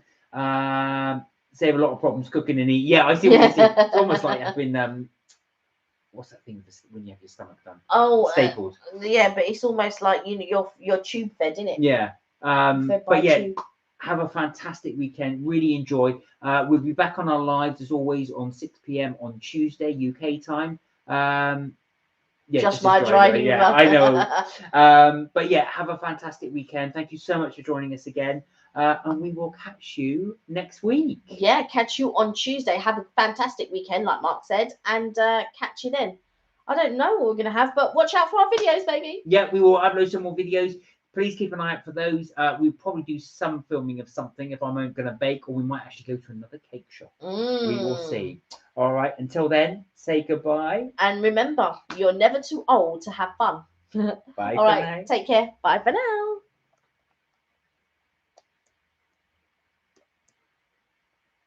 Yay.